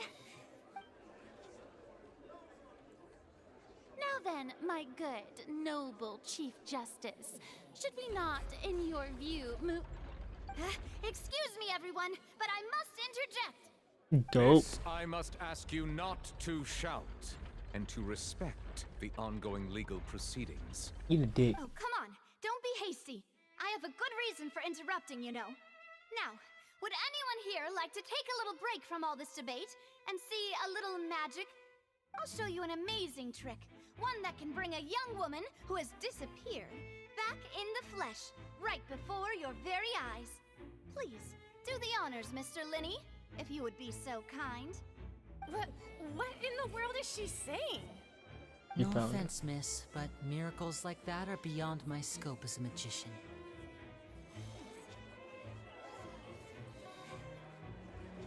Come on now, don't be silly.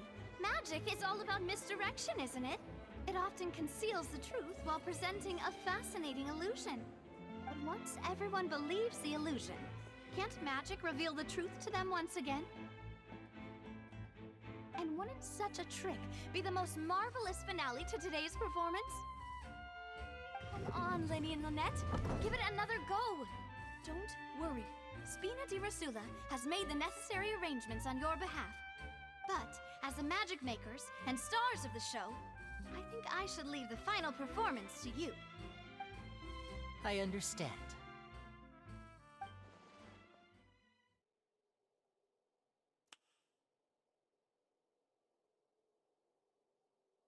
And voila!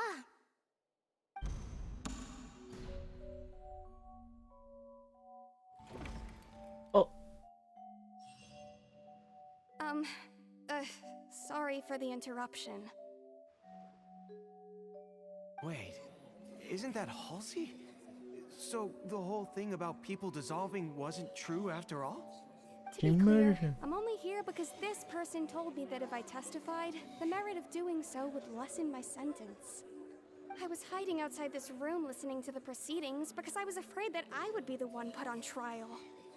I was just feeling happy that no one had noticed me, and then before I knew it, she caught me. That'll teach you to underestimate us three. Where should I begin? I'm sorry. I'm the one who killed Cowell. Oh shit. What? Why?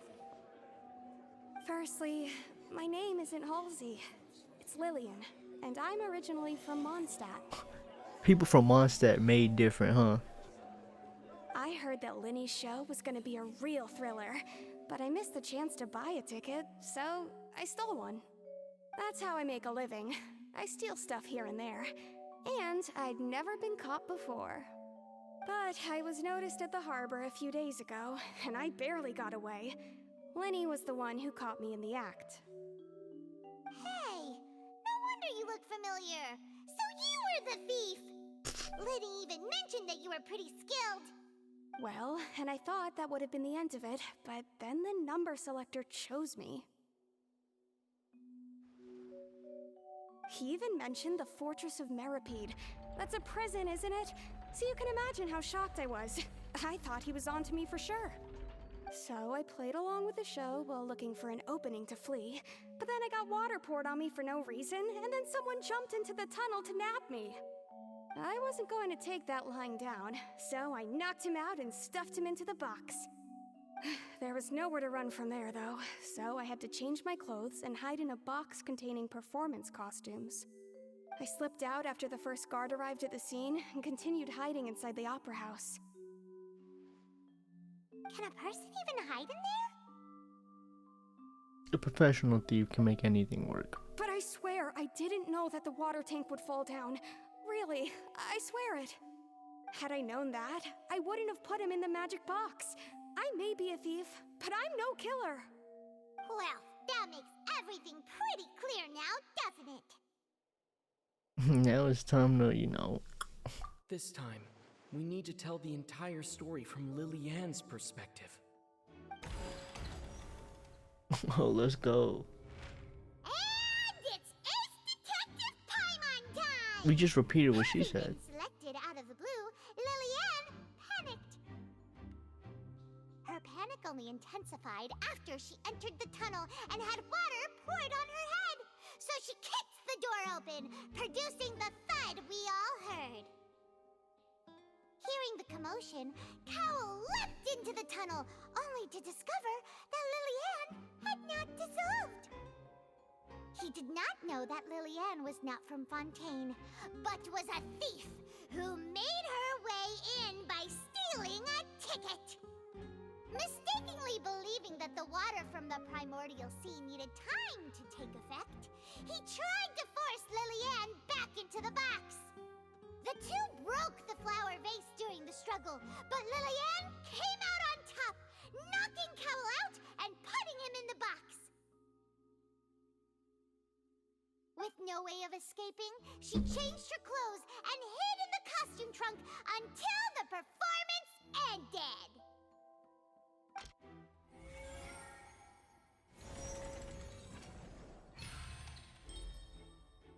Successful.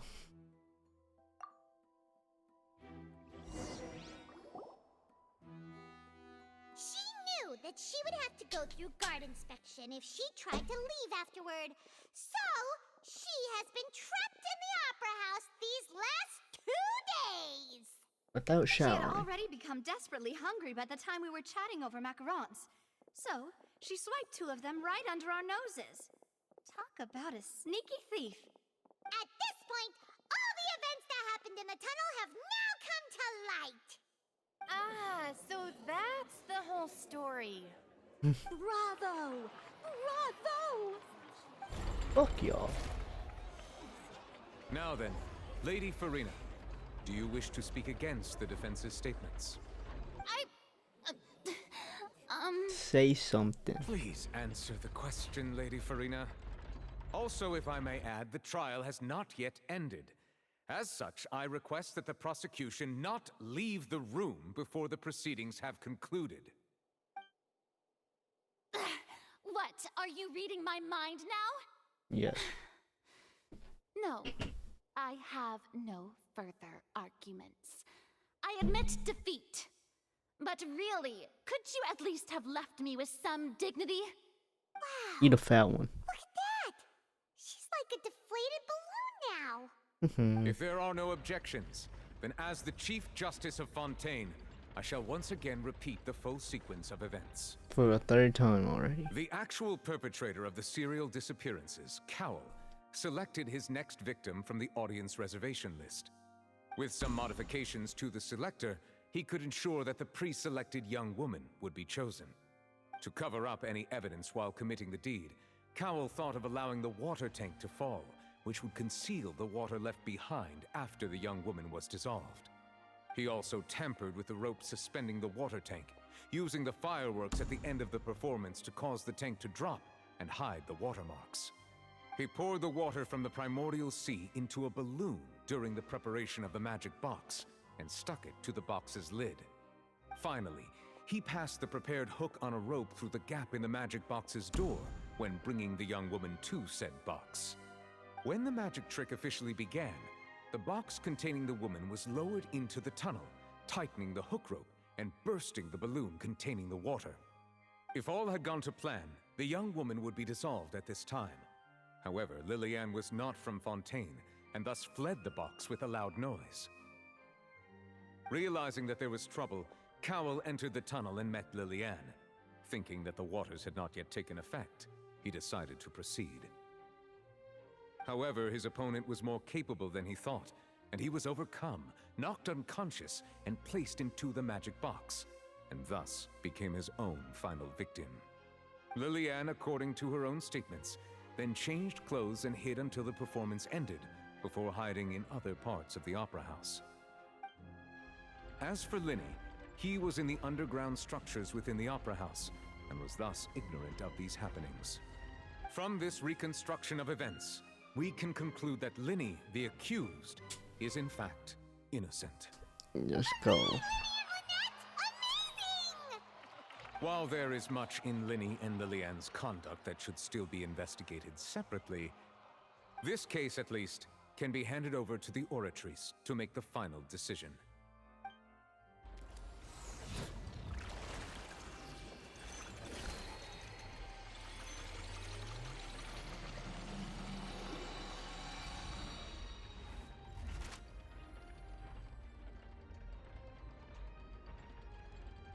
As such, Lenny and Lynette are officially declared not guilty.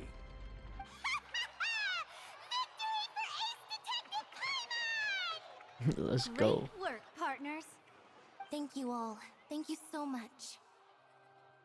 Let's not celebrate just yet. Next, I think we deserve an explanation, Guard Vaughn. How did you find the water from the primordial sea in Lenny's baggage? Right! Your discovery caused me to make a serious mistake, you know. Or was that not a discovery, but false evidence that you dare to bring before this court? I suspect that the accomplice mentioned in Cowell's notes was not Lenny, but you, yes?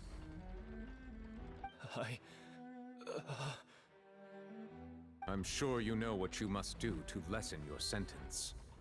Speak quickly! Unless you want to earn yourself a one-way ticket to Coupon Town.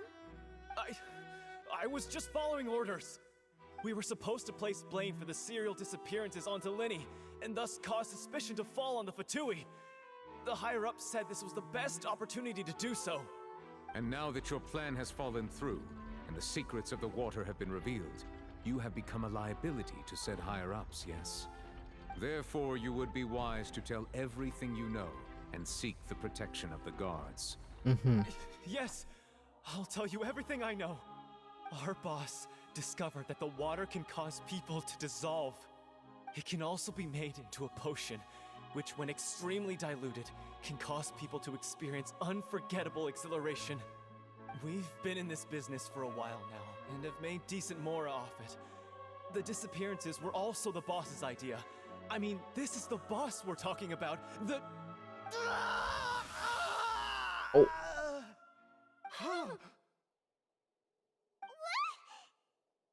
He literally turned into water, bro. And now he can no longer talk. Such ruthlessness. I shouldn't have expected any less of them. An outrageous act. All present, please submit to inspection immediately.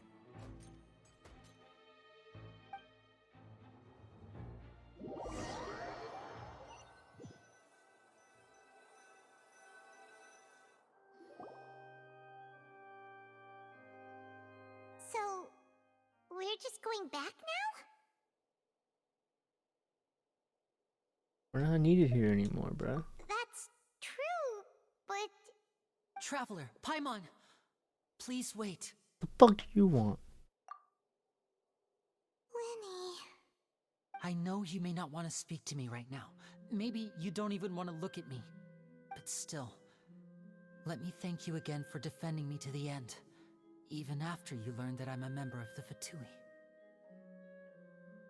I just didn't want to see the wrong person behind bars. I guess. But regardless, I'd like the opportunity to set things straight. I didn't approach you with any ulterior motives or ill intent. I've spoken to you as myself, just plain Lenny this entire time. As for why I'm a Fatus, it's because the goals of the House of the Hearth align with those of an orphan like me. That's all. That was how Father, who you might know as the Knave, approached recruiting us back then too. The Knave? The one who controls the House of the Hearth? She's your father? That's right. And since we're here, I was wondering, would you mind hearing a story? It's about my past. I'm trying to Back go, when our bro. parents first died, Lynette and I were left wandering the streets. Oh. To survive, I took to surreptitiously observing an older street performer who did magic. It took me several days to figure out how he pulled off his amazing tricks. I took my sister through several streets until we found a crowded corner, and we began to perform magic tricks there. To my surprise, we proved to be pretty popular, and we could at least stop worrying about where our next meal would come from for a time. But I didn't want my sister to remain a street rat together with me forever. Before long, an aristocrat came to me and claimed that he wished to take us in after watching my performances. So you went from orphans to nobility just like that? That was how we felt at first too. As if fate was on our side and we could say goodbye to those painful days. But I gradually discovered that while we were called foster children, he was really after my talent for magic tricks. He would constantly take me to all sorts of banquets to garner attention, which he would then use to expand his social circles. That doesn't seem too bad either. Better than roaming the streets at any rate. It took a while for me to realize just how dark his heart really was. After one particular performance at a banquet, I discovered that Lynette was not on the same return vehicle as me. I waited a long time after we returned home, but she did not come back. I went to that noble's bedroom and asked him about her whereabouts. The answer he gave me was, she caught the eye of the most eminent person at the banquet, so I sent her over as a gift.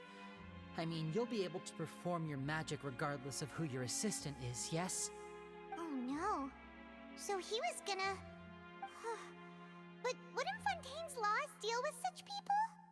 As far as outsiders are concerned, this is a relationship akin to adoption or foster care, and they have their ways of escaping the eye of the law. What happened after that? I managed to ferret out the location of the mansion of that so-called eminent person and hurried through the night.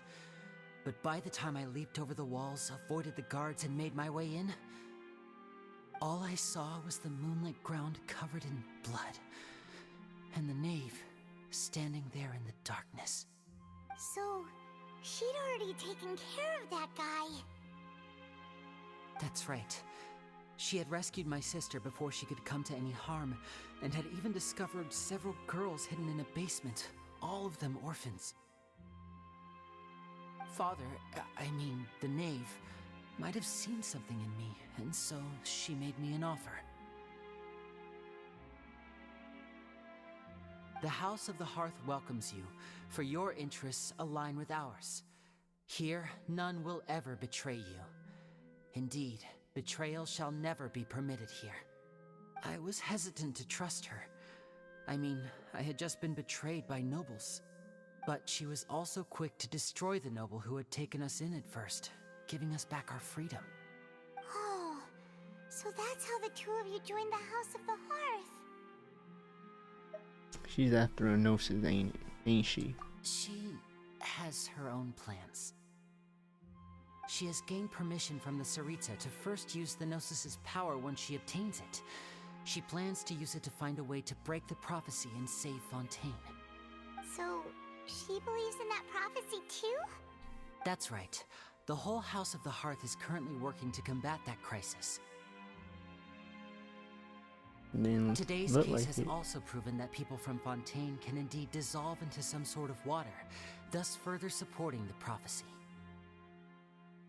All of us house members here, Lady Arlecchino herself included, are from Fontaine. We won't give up on defending our homeland.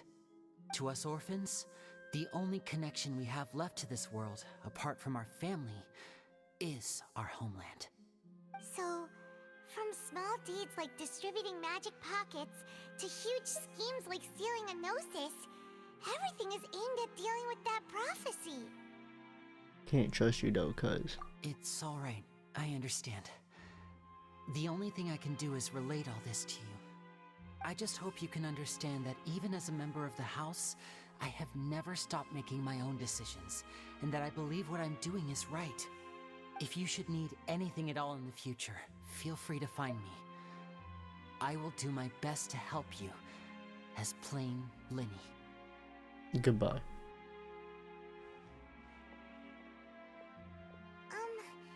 Bye, Lenny. Aw, she felt bad. Oh. Hey there. What was with the disappearing act you pulled right as the trial ended? Were you looking for us, Navia? I'm good at disappearing. Well, this whole thing isn't exactly over, is it? I do feel that we're getting closer to solving the serial disappearances case, though. Don't you think so, too? I'm sorry, yo. Huh? What's wrong, my dear partner?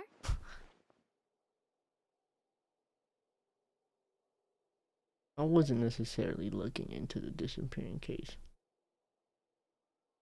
Besides, are you sure we're the ones who can crack a case that's been cold for decades now? Right. And given that there's new evidence from the trial, there should be a trail of breadcrumbs for the Hydro Archon's people to follow now, right? Ah. I see. Well, I won't lie. I'm a little shocked to hear that from you. But I suppose you are just travelers who have only arrived in Fontaine after all. Mm-hmm. Sorry. I might have been too presumptuous. Yes, you might have. Don't say that, Navia.